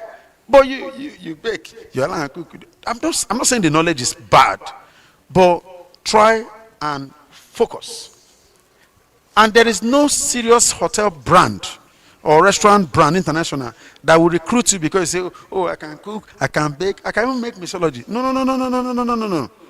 Have the knowledge, right, if you must, but focus. I'm a pâtissier or I'm a cuisiner. Now, when you do that, it enables you to burrow deep. You burrow deep of each of the area you have chosen. You say you are a cuisiner. Do you know what it is to study cuisine? I don't know of Kano here. It's been a long time I come to Kano, like 10 years ago. But in Abuja, where you have Hilton and Co. The kitchens, even cuisine, kitchens are wide. You have African kitchen, you have Italian kitchen. And you are applying there, and you are saying, I'm a chef, everything. They'll tell you, wait for reception first. We're looking for. You know what it is to cook African? When we say African, what we just think is Nigerian food. If you are in the south, you don't even think northern food. Do you know average person in the south say Hausa not get food? That's the mindset. And you guys here, the average, the Saturn not have food, not Billy Ogbono. If you do study of Nigerian food, you go lost. And when I say African, that means your loss become losser. You know, so it's deep. Be a professional, and having those extra knowledge is good. Don't nobody's saying don't. But try and now when they say, what do you do? Or who are you? I'm a chef de cuisine. But when chips are done, you can go to patisserie and do wonders. And especially if you are trying to grow to the pinnacle of hospitality career, where I'm trying to be a GM, you need that. Those who we call hoteliers, they need all those knowledge. They have to be everywhere. You know, caterers need it, but the chef, after you learn all that, you need to be very focused. Okay, so that is where you get to understand, for instance, the difference between a barbecue and grilling. So we agreed that for the papa and mama, you will do barbecuing, right? It will be tender, all the juice will be locked in, and of course, most importantly, nutritious. Let me throw this one to you. If for what you guys have cooked, if you are to make food for an elderly baba or mama that has that BP, so they say avoid sodium, which the chief is salt. And baba likes sodium taste, right? He might tell you, okay, I don't like salt, but I like the taste of salt. Find a way to do it. What would you do? I don't want salt. The doctor said don't put salt at all. Right? She said Maggie. Let's help. Maggie is no, because Maggie has sodium. Monosodium is there. Yes? Sorry, hands have been up earlier. Can we hear one hands, guys? Let's hear you, ma'am. Crayfish, when caramelized, yes, will give you element, but not going to be deep. That's a good effort. What more? We use locust beans. Yes. The locust bean has its natural taste. It's a local Maggi. Sodium. Yes, it has its own salt. Yeah? Okay. Okay. Locust beans has its natural taste. It has a little sodium inside it. Because when you bring it, taste it, you did not put salt. If I can soak it, then if I soak it for some time, I will use the water to make food. Then if I'm cooking it for that elderly person, I will make sure that the volume of the water I'm cooking is not much, so that they can feel. I can ferment it. I can ferment it. Yes, you can ferment. You can ferment it, like I can soak it inside the water, leave it overnight, use it to the next day. All the nutrients. When you ferment it, what happens is that the salt, the nutrient, the sodium content comes out of it and increase. Yes. Yes. Then I will use it to make the meal for the. Right. Thank you very much. Right. There's another point. So if I'm making a meal that will not require any seasoning or salt of any kind for an elderly person who is diabetic or whom the doctor had advised not to use. So now, the first thing that will come to my mind is I can just pick up an Irish potato. I will cook it to soft. Then I'll get the available ingredients like onion. I like working with white onion when I'm making food for this kind of persons. Then I'll blend it roughly with my carrots.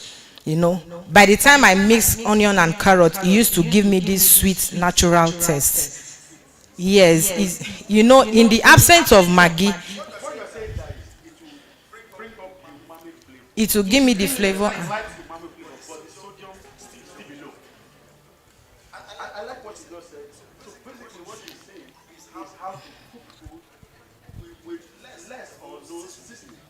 Yes.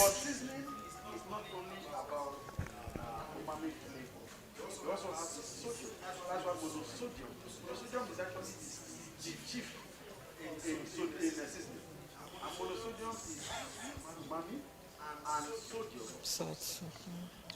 Yes, sir. Okay.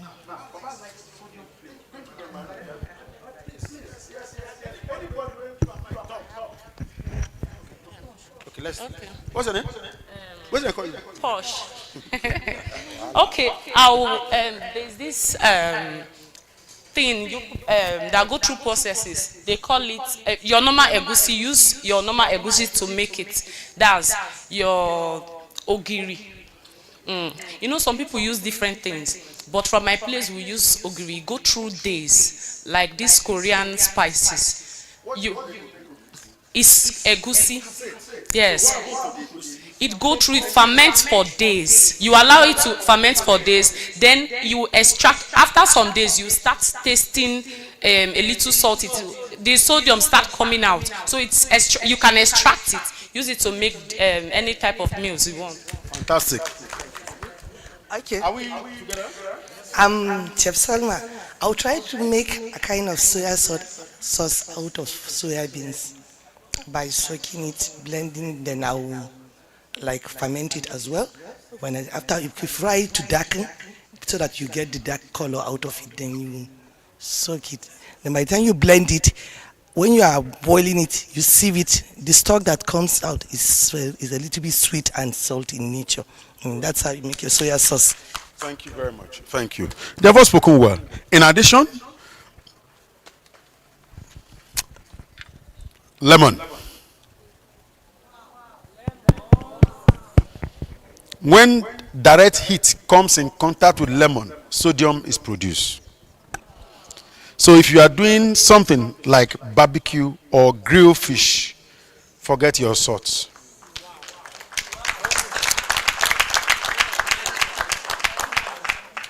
Next, celery.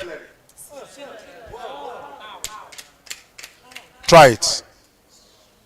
Whether it's chopped, whether it's allowed to stir fry along with whatever you put, or whether I wouldn't call that stir fry. Put it towards the end, of course, you know, because it's vegetable, but allow it to cook. So you make the heat to be very high first, and when you drop it, you drop the heat. So that force, boom, you just drop the guy. You say, what's going on? Say, no, calm down, calm down. God is so wonderful. Everything is there. You cannot be a chef. Like I was trying to talk to you about people that come to you. I want to be a chef. You want to be a chef, you come to my school, and by the 4th week, you want to be in the kitchen. Are you okay? You're not qualified. You're not qualified. How you want to pass? You don't know the principle.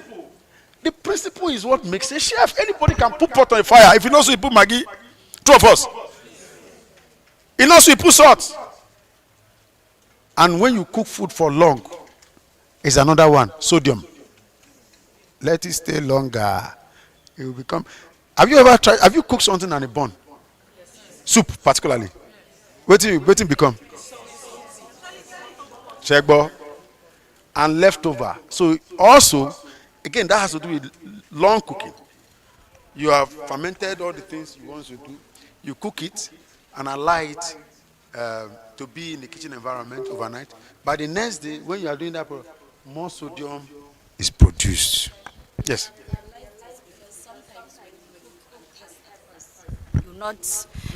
Yes, but when you add, at the end of the cooking, everything will be off. So I've tried to calm myself down during this process. Like, okay, it tastes little, but let it be like that, because after it has been cooled, everything will just be mess. Yes. Awesome. Oh, the time is up. You didn't give us insight. You said we should go ahead. We're having fun already. No, I didn't get the idea. How many minutes did you give us now? Yeah, Notification is starting from 10 minutes. Give us 5. Chef, sometimes I get confused when I'm cooking beans. Sometimes I'll put little salt if I make mistake and add small maggi, it become a problem. Is it that the beans contain salt on its own, a natural salt on its own?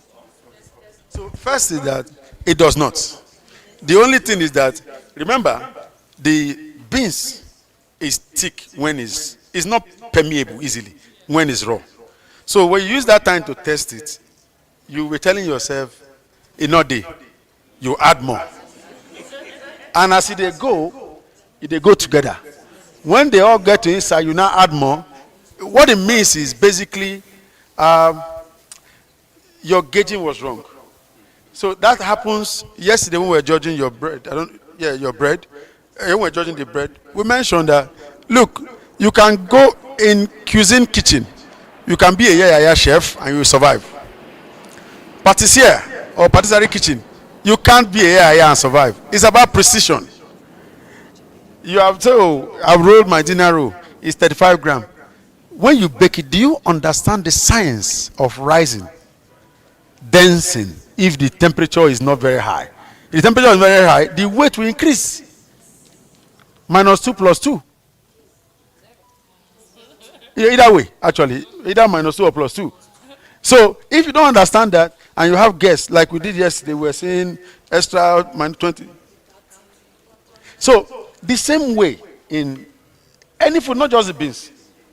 If you understand the raw material, like we mentioned celery, ugu does not have sodium at all.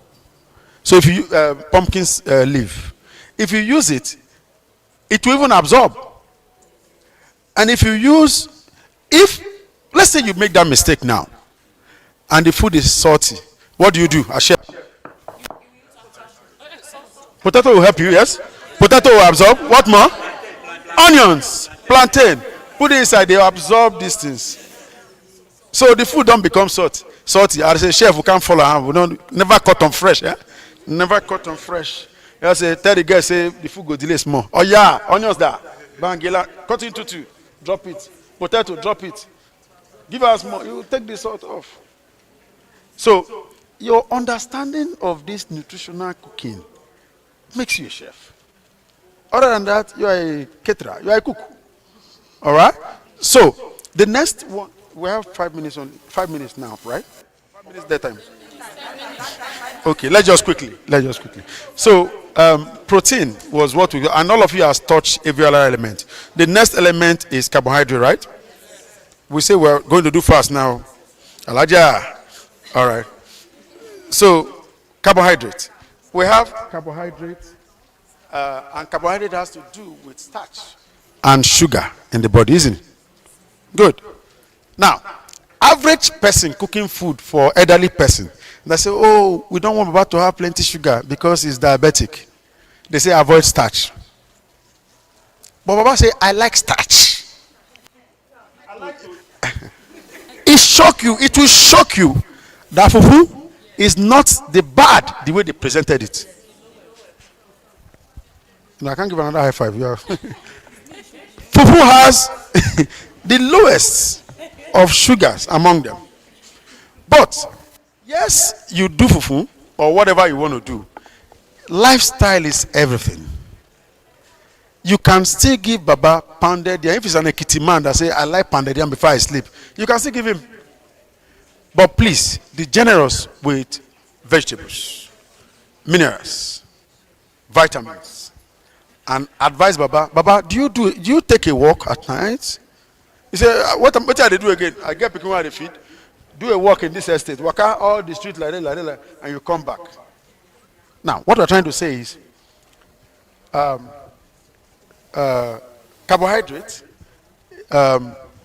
produces different sugars. So we have fructose, fructose is from fruit, right? We have sucrose is the one from artificial sugar. Then we have, which other one? We come in lactose. Lactose is what we get from milk. So you see another thing where they say, Baba, avoid milk. Now, if Baba say I love milk, what do you do as a chef? Why yogurt? That's it. Now, Baba say I don't want yogurt, but now milk I want. What do you do? He said, now the regular milk I want. One else. What is the difference between fat content, 3.0%. Yes, a bit. Yes. So bottom line, look for fat milk lower that has fat. Now, the lower the fat, the less sweet. He say, Sir, what if he is sweetening it maybe with dates? Dates sweet because they like, trust me. You have Fresh milk. Fresh milk has fats. It's coming from the animal itself, eh? All right. So, in everything about fats, about milk, even those like I mentioned, I have waist pain and co. It is advised that you can take milk, even yogurt that you want to take, add ginger to it, and blend it. A bit of lime, sorry, lemon, not lime, because lime is too acidic. Although whether it's lime or lemon, when you take it, when it is acidic, but when it goes into the body, it becomes alkaline. But we don't want it to break the milk. You know, when he puts that, you see separation. So lemon is better. With ginger, blend it. Baba will love it. But beyond that, fermentation. That is why yogurt is the first choice. When it ferments, it breaks down the lactose, which people can be sensitive to. So, you know, ferment it. There's a milk we call acidophilic. Acidophilic. In America, it's said that, hey, chef, 5 minutes, final. In America, it's said that 5 minutes. Yes, I love that. He has a staff. He has been taking care of the staff, and then he has been taking care of the staff, and then he has done everything. Give them food, give an apartment, and it's not like okay, incentives and stuff. And then, but they don't stay, and so no, yes, it's part of. You just added to the 5 minutes. So thank you, boss. Yes. Okay, so basically, I will answer that question. But basically, you need to activate your number 6. Because you cannot say you only have restaurant by the street, anybody come. Sometimes opportunity can come and say the government teaching hospital, they need a chef and they need a dietitian. You know what? For anybody who have worked there, we know say the dietitians and the cook, they are always back to back. They know they agree. Dietitian went to university and read book. The chef say, my friend, I don't they cook before your mama born you. They know they agree. And sometimes they write the things they write in the market. So imagine you now coming with the knowledge of dietetics, nutrition, and being the chef. If I'm the owner of the hospital, I will pay you the salary of those 2 people because less case to solve. I will, and my patients are still fine. So, you would gain more when you have the proper knowledge of what I call foundational knowledge. Anybody can put pot on the fire. The foundational knowledge is what makes you a chef. So all of those fructose, lactose, sucrose, which is from regular artificial sugar, when they get into the body, they are supposed to become glucose, which is what the body needs. But when you now have the glucose in your body, you know exercise, you know work. If you housewife, God don't do, and I don't marry rich man. You chop, you know exercise, you not do anything. You know what happened? The body, the thing will now be stored in liver and fat, and you start having extra spare tire. When you never even born, you don't get extra spare tire. So what will happen is you are storing those fats, and you are increasing your chances of plenty sickness. So exercise is key. Like we said, lifestyle is not enough to just say eat that, but you go to exercise. That said, fats, we know what it is. We need it for freshness, like you guys have mentioned. But I want to touch one very quickly before, I don't have time to cover all the things I have, but let me touch one. We hear this word cholesterol. Cholesterol, the body itself produces cholesterol that we need without us eating anything cholesterol. But when we eat, we need to use it. Now, Cholesterol is basically a function of protein, carbohydrate, and fat. I wanted us to do another exercise, but you do it on your own. That exercise is that we would have looked for gala or coke or any drink at all, any food, and we'll look back where they give what we call nutritional value. Every food has, every food they sell on, biscuit, gala, all of them has it. So mandate them to do that.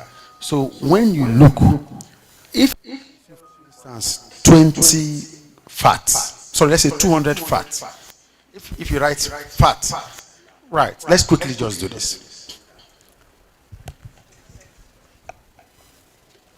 So nutritional information here is saying energy is 151 kcal, right?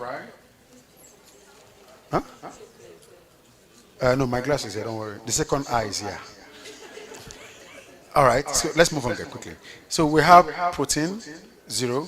We have fiber, 0. We have sodium, 0. And fat, 0.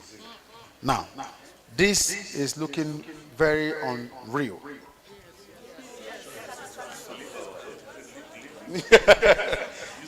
Let's use Fanta because this one they get name. They must write everything when they get. You know, which POP? We don't know them. See this one? They're around the world. Let's look at this quickly. Coke and Fanta is from the same brand. Nutritional information here is saying energy 154, protein is 0, carbohydrate is 0, fat is 0, dietary fiber is 0, salt 3.0. I've always known this about Fanta, that the sodium content is high. Now, you see this one, all of them, both of them I read, talked about energy. What is energy? What gives you energy? Carbohydrate. So, now, the carbohydrate we are looking at, what they did there is to sum it up. Now, but this sum up, if it was, I can bet you that America, they cannot write it like this. How many of you even look at the expiry date of Coke and Fanta? You know, get the expiry date? Many of the ones who don't expire 10 years ago. So they know we don't. I don't know. I can't see that here. I needed anybody with biscuit, cracker or something. I think Coke. Yeah. So see, Coca-Cola, Coke try here. They put the carbohydrates 7.5. Instead of them to write complete. So carbohydrate 7.5. Fat 0, dietary fiber 0. Of course, we know this is marginal utility, not get value. Sodium 2 mg. Energy 128. Now let's work on the basis of there is. Can we go ahead, guys? Alaja, Aja. Okay. So we have carbohydrate 7.5. Fat is 0. When you are calculating calorie, there are 3 things you calculate. 1, fat. 2, carbohydrates. And protein. Now, fat is saying is 0 here. That means this drink is 0 fat. Right? Any sort of work? Sorry, wait, hold on, we're coming. Then, we're not calculating sodium, but carbohydrate is 7.5. Protein is 0. Now, with this one, carbohydrate being 7.5, in calculation of calorie, it's usually protein times 4, fat times 9, carbohydrate times 4. So what it means that carbohydrate that is 7.5, it will be 30 grams in 1 bottle of Coke. Now, wait for the big one. He said energy is 128. That energy is still, in fact, that's pure sugar itself. So we have to add it to whatever carbohydrate is saying. We already have that, so it will be 128 times 4. That will be 512 plus 30. That is approximately almost 542. That is what is inside sugar. Inside the cocoa as sugar. As sucrose. So when you take it and you are a shop woman, you have shop where you sell. Give me Coke, Joe. You drink one for morning, you drink one for afternoon, you drink one for evening. Where you dey chop for night, you drink one more. That is 500 and what? Times 4. And then there was no exercise. When you close, driver that, call that driver for me, Joe. You enter, waga, AC blow you. You get home, where my house get, they carry bag for you. Well, I don't want to climb upstairs, bring the food here. Oh, no, daddy, never come back. Honey, let's talk, Joe. From there, you sleep. All your things you have eaten. Remember, you did not use them. They now all go straight to your liver, blah, blah, blah, and blah. The next day, you do the same. The following day, you say, you know the effect of sugar? Your skin, wrinkles, weak. So you say, man, they sagging now. Why they sag? So when you would know it, you don't have the poko, you look fresh and cheeky.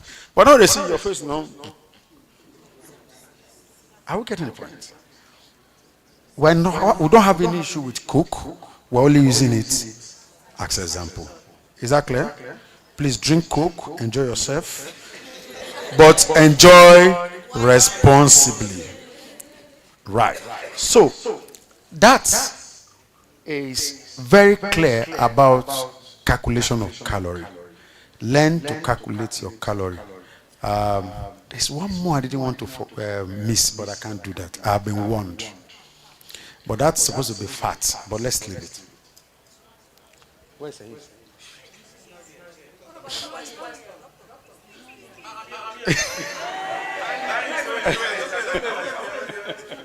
Thank you, Gervais. But that question, ask it again. Okay, can you please still stand for me?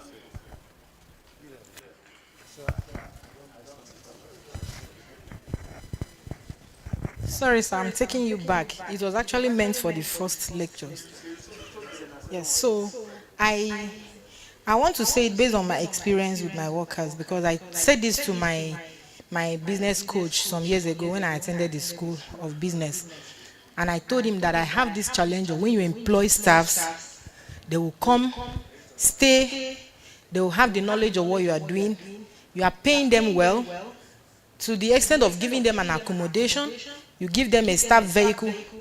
You are feeding them. Except on weekends, they just want to go to their houses if there is no work. But some days they will just wake up like you said and they said their mother is sick. You will not see them again. So you keep on repeating itself. Sometimes another person will just come with an excuses. It's not that you're having issues with them or whatever. And this thing affects the company, because somehow as they are coming in, we have this medical process we do.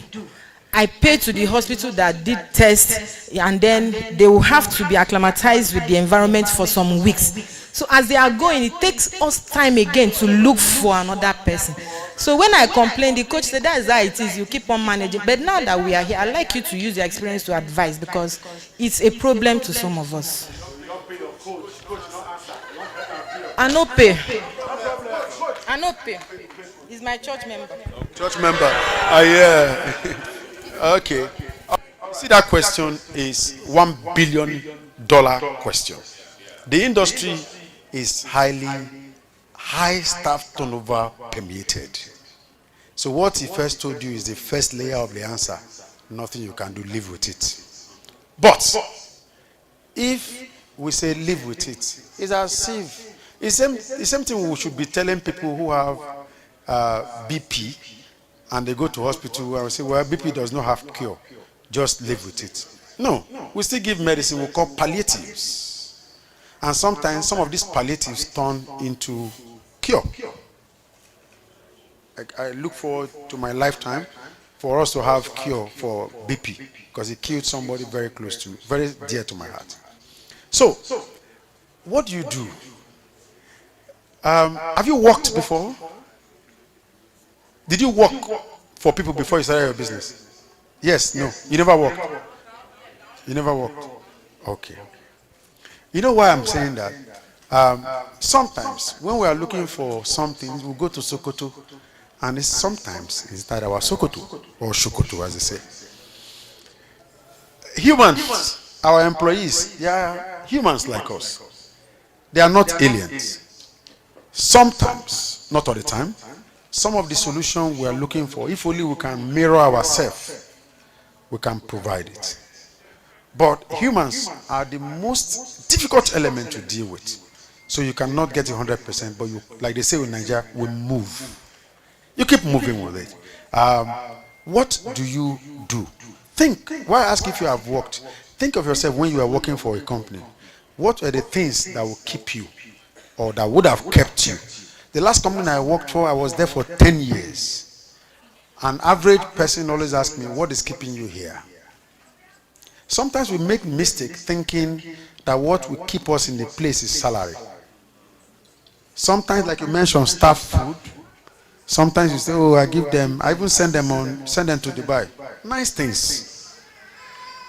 There's a language I always use at the HBS, and that language is value if its recipient sees it as value.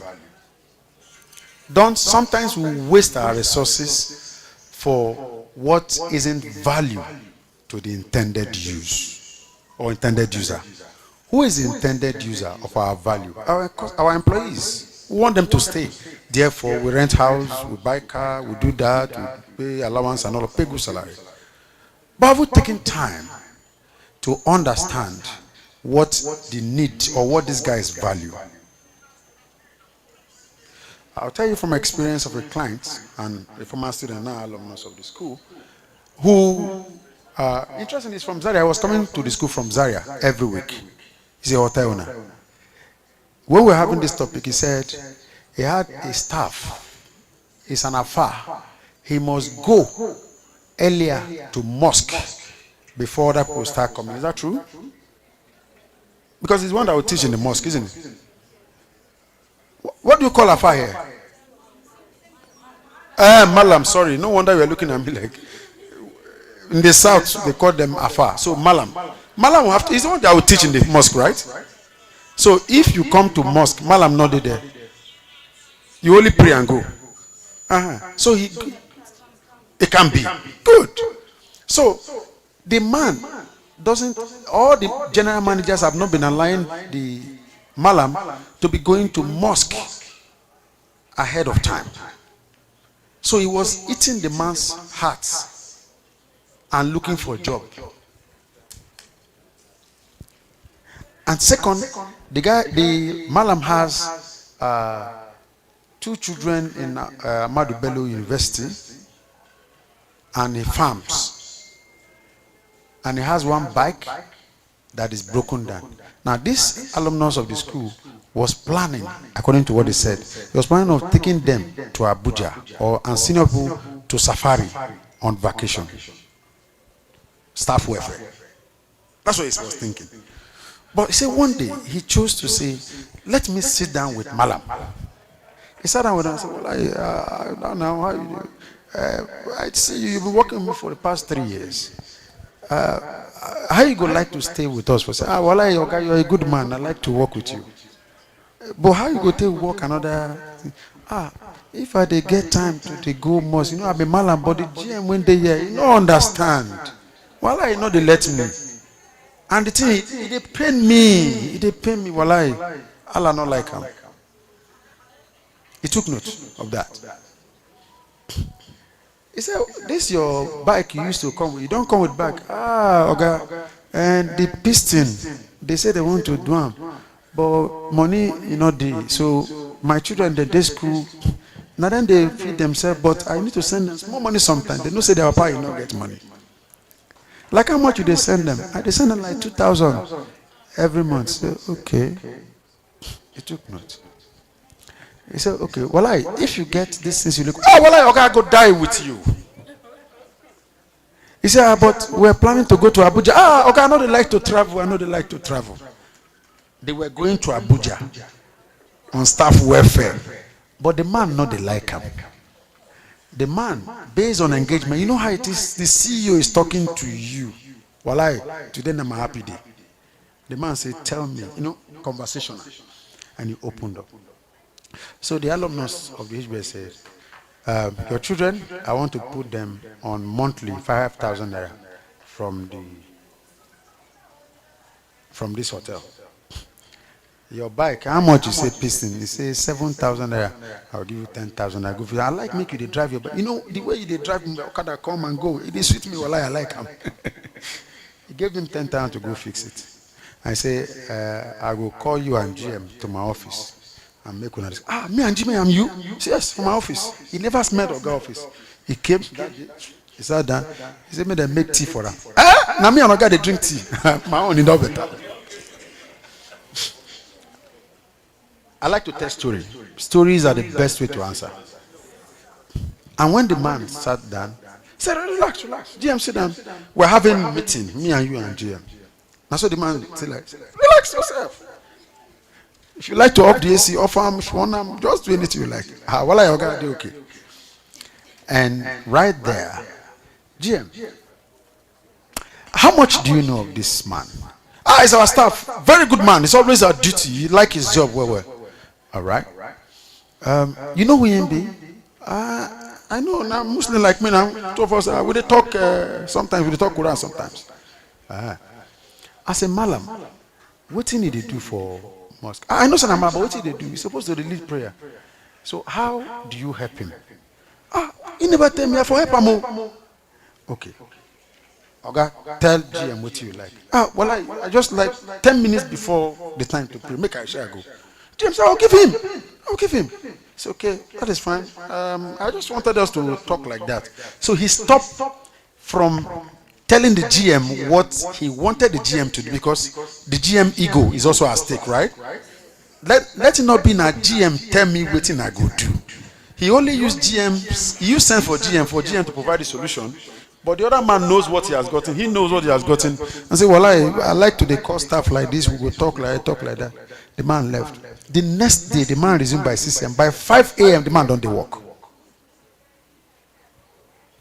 The next week, the wife came. He said, I can't greet Oga. Well, God bless you. If this man not come out 5 a.m., we go pursue and come out for house. He must go walk. But there's one thing, like I said to you, humans are most difficult to deal with. When you give somebody something now, it is a gift. You give him tomorrow, it is appreciated. Next tomorrow, it is nice to have. And the next time, I'm having expectation. It's human. So as business owners and drivers, it is your responsibility to understand this fact. That is a going concern. You can't stop. You need to learn to drop bomb small. I'll tell you one more thing. When you employ persons, if I employ you as a GM, I will not give you that GM title at a crease. I won't do that. If I want to give you something that makes you look nice and authoritative to do your job as a GM, I will give you deputy AGM. You go walk to get to that GM. Each of those steps from deputy to AGM, now title not the same thing. Before you get to your GM, in fact, before you get to your GM, you become acting GM. Now 4. And I have it every year for you. That means 4 years. Now it will take you to reach there. You know something we call the carrot and stick approach? I'm dangling carrot. Say, you like carrots? Come and take it. But you have to stand there. As you they come, I have stick. I say, if you not come to, I will apply this stick. So you're coming. You're looking for something to look forward to. If employees don't have what to look forward to, they drop. So every year you do appraisal. After the appraisal, it can lead to promotion or redundancy or even sack or query, whatever. We'll review your performance. Your performance is good. So, well, you did very well because I gave you target, right? We'll promote you to AGM. You say, well, that's very good. Say, by the end year again, we'll do another promotion, a review. If you do well, you become a AGM. right? Or acting GM. AGM and acting GM are the same thing it be. Just they play with title. And at the end of the year, you have gotten 2 years. You're gotten 2 years. At the end of 2 years, you do another appraisal that they take him to another one before the GM. 3 years is gone. And you do another one that will take him to GM. When you get to GM, you yourself, you know that I have gotten, if you choose to leave now, no loss. Because you might not have another capacity, but I can create something if I'm the one. I can create acting COO. Ego Wakataya. Don't give people, you know, there's something called glass ceiling. I don't reach there. So what is the motivating factor? I was in sales company. That was what was used to bring me to Kano. As a salesman, quintessential salesman of old, it is my responsibility to crash down your monthly salary. You're supposed to earn 200,000, now 25,000 will go pay you. But we will carry incentive that you can earn 1 million. It's in your hand. Your salary, when I was in sales, I don't look forward to my salary. My salary in a recharge card, MTN. I will just dash everybody because I wait for, when you know that kind of alert you get, you do. You could even ask your mama, how are you? Money could make your ask. You get that is what a salesman look forward to. But a salesman that does not have something to look forward to because of work, why would I have to wake up in the morning, I drive and be looking for customers? Do we get the point? Put something for people to look forward to. It can be incentive, like we've been selling 10 million. Whenever we sell, for every extra 1 million we sell, 10% or 20% of that extra 1 million is for people to share. If money is a motivating factor, so you must find out what motivates your people. If it is leave, somebody papa died or it is sick, apart from annual leave, you can ask for casual leave. I cannot work in a place that my mental health is not enough because I cannot ask for. How flexible are you? How approachable are you as a boss? But you must also be very careful. When you are too available, they see you finish. But you should be you determine it. Sometimes you come all of them, when I back and make we eat. You wait till they happen to you. Okay, happy. The next day you come, they greet you. What happened? No answer also. It's intentional. You shouldn't be predictable. So when you find out what motivates them and dangle the carrot, there's something that thing made me smile this morning while I was in the hotel. We signed contract with a very brand that is good for my brand. So we may have a meeting with them. So today they signed the contract with my admin manager. I was very happy. You know the contract? What the contract is all about? Retainership training. Not retainership for us, but because of their employee. We were the one that came up with the idea on how to retain employees. The plan, if that thing works, is to keep average employee 8 years in the system. So they have problem. It's my problem or my responsibility to think of the solution and sell it to them. So your coach is supposed to have thought of, okay, lay all the card into it and then start thinking. Perhaps you do interview. When your people resign, do you do exit interview? Nope.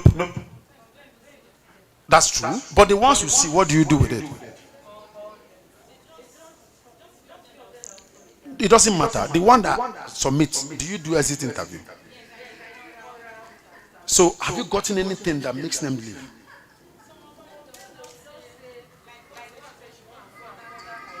Norma?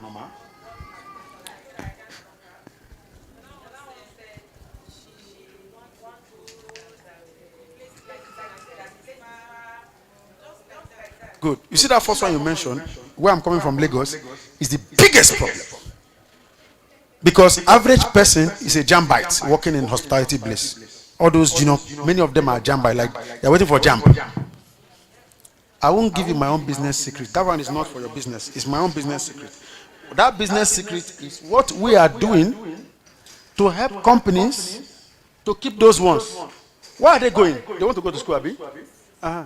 My job, my responsibility is to help them to go to that school and help you to retain your people, and I cash out. But I'm not going to tell you for that one. Forget it. There's nothing you can do about it. You pay your. But I think you've gotten the message. If you actually think you have gotten the message. All right. At this point, Chef Ahis, you're the man. You've done well. Thank you for the extra time. Thank you. Thank you. Thank you. Thank you to our facilitators. Done amazingly well. I hope you guys landed a lot. Let's do that, everybody. Please.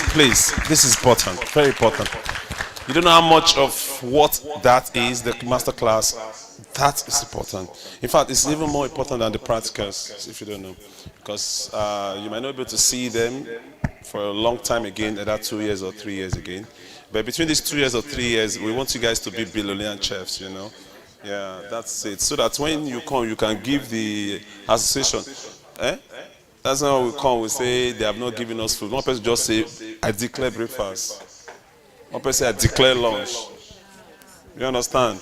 We are too big to be waiting for one small thing. All of us, let's go to that one restaurant. We'll go and chop. How much? We chop 1 million or 2 million. Okay, good. So let's run quickly on what we're about to do. Okay, outside there we'll set up the stand. We're supposed to do it inside, but the cylinders high pressure, we cannot bring it inside here, so that we don't start to tell you, levy you to buy a tent. So we want to go on freely. Okay, so now we're going to make some stuff. We try to sort the ingredients you need to make the practicals happen. We are missing quite a lot, but the first thing we're going to make today is the sweet chili sauce. So I'm going to read through the files that we sent to the board so that you guys can have the recipe. We're also going to make the bechamel, which is the white sauce, and then we're going to try and run fast to see if we can finish before 3. Hopeful. If we're missing out something, promise next summit or wherever we're going to be gathering, we're going to have the masterclass again. Is that okay? Good job. So I have the file here. What I'm going to do is I'm going to seek permissions if I can send the files to you guys, but it's important that you guys have it. They are basic fundamental sources that we have done in our classes, and then they are really good for your cooking and stuff. Okay, to make stock, we all know how to make stock, right? There's a culinary stock, there's more like a traditional stock, which is the broth. And then we talked about it yesterday, so I don't need to go into it. The basic ingredients you need to make a stock, the carcass, the thyme, fresh thyme. I like to use the fresh. If you don't have fresh, you use dry. Formula to use the fresh to dry is 3:1. If you're using dry, you use 1. If you're using fresh, you use 3. Is that okay? I mean, if you got that. Good. If you're adding dry spice to dishes, add them early, because it takes time for them to cook, to start getting those aromatic flavors and stuff like that. Do not add dry spice to dishes when you're about to what? Drop the food. It does not help the food anywhere around. It will be ash and bitter, or it does not give you the best of it. So you need carcass, chicken carcass. You need thyme. I love to use fresh thymes. Parsley, carrot, celery, garlic, bay leaf, peppercorn, cloves, spring onions, rosemary, onion, and water. I'll go again. You need carcass. Just write bones. The grammar is so much. You need bones, chicken bones, any kind of bones. You need thyme, fresh thyme. You need parsley. You need carrot. You need celery. You need garlic. You need bay leaf. You need black peppercorn. You need cloves. You need spring onions. You need rosemary. Optional. You need onion, and you need water. Some people introduce butter or oil, but you have to be minimum, right? Okay, so somebody that has it complete would go through it. If you miss out anything, consult the oracles. Okay, also I want us to do some sauce. Okay, we're going to do butternut squash. Let's do cauliflower puree. The cauliflower basically is going to help you to serve meat, or serve it as an accompaniment to proteins like seafood. They're very, very good. And so we're going to, for the cauliflower, we need shallot, which is also known as onion. If you don't have the tiny shallots, you can use onion. You need garlic. You need oil. You need cauliflower. You need almond milk or cooking cream, or you need milk. So I'm going to teach you how to use that outside now. You need vegetable stock. You need fresh thyme. You need lemon juice. You learned a good thing about lemon today. Amazing. You need sea salt or normal salt. advice to use salt is be consistent in using your salt. If you're using Mr. Chef, use Mr. Chef. If you're using Dangote, use Dangote. Don't try and be using two different salts. And for your questions, I don't know how you guys cook beans and you put seasoning. The best of flavor of beans is when you cook it without using Maggi or seasoning. You will enjoy it. Just cook the beans for 45 minutes. It will be very soft. Naturally, beans is a protein. It has umami. You guys don't know that.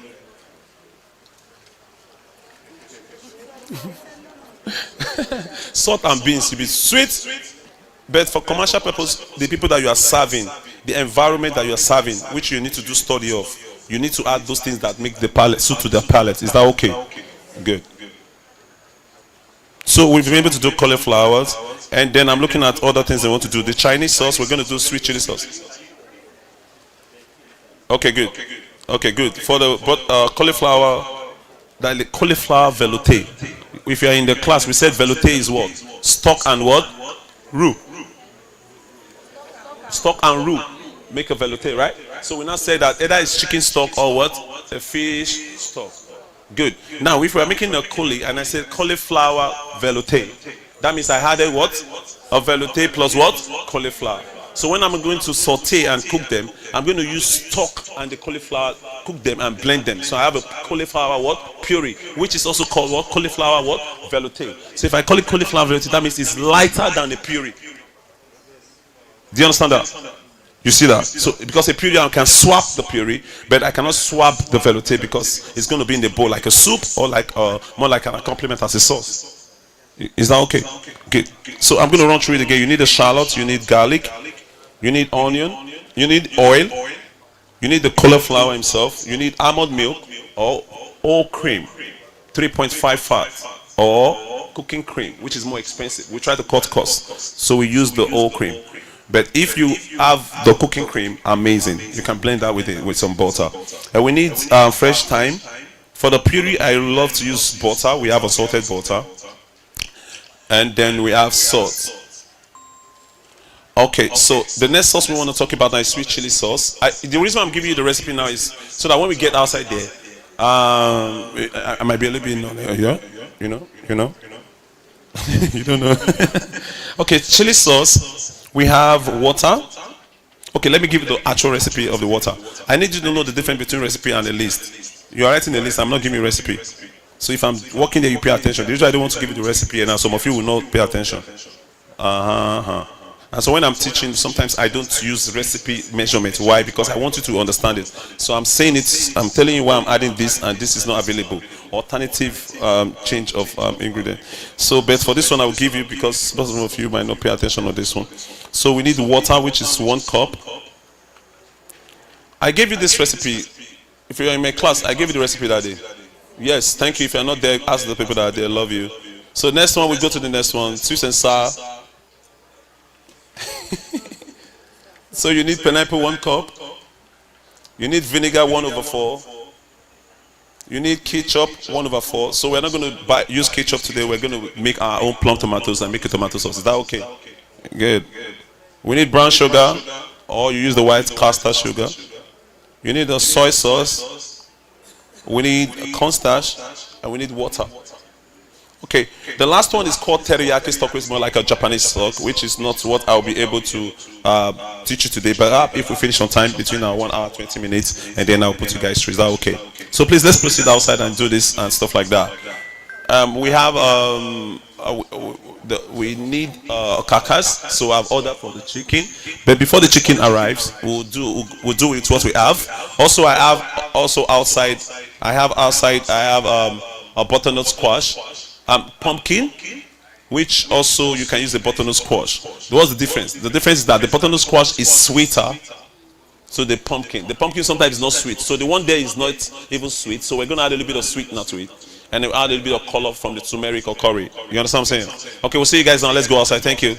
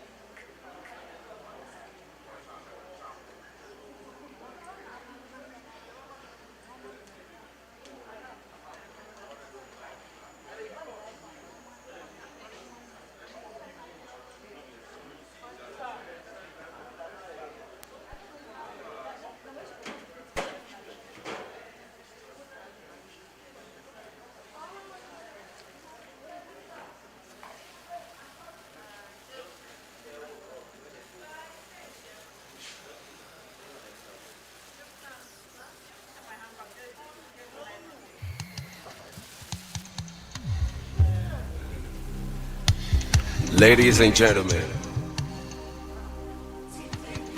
I need to let you guys know we've come in conclusion of giving you the vibe that we never wish to miss. From the main vibe machine, lyrics gong, the pop gong vibes, a blend of talking drum mixed with pop sound, gong vibration. You all should get ready for this. Igbalode gong. You ready once again? Oshamo. Lyrics gong, Jack, come on. Let's keep it real, guys. Sit down. You know, say problem, no definition. You are.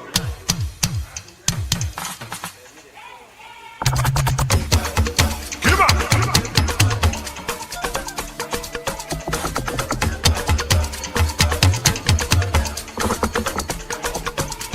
Oh, shit.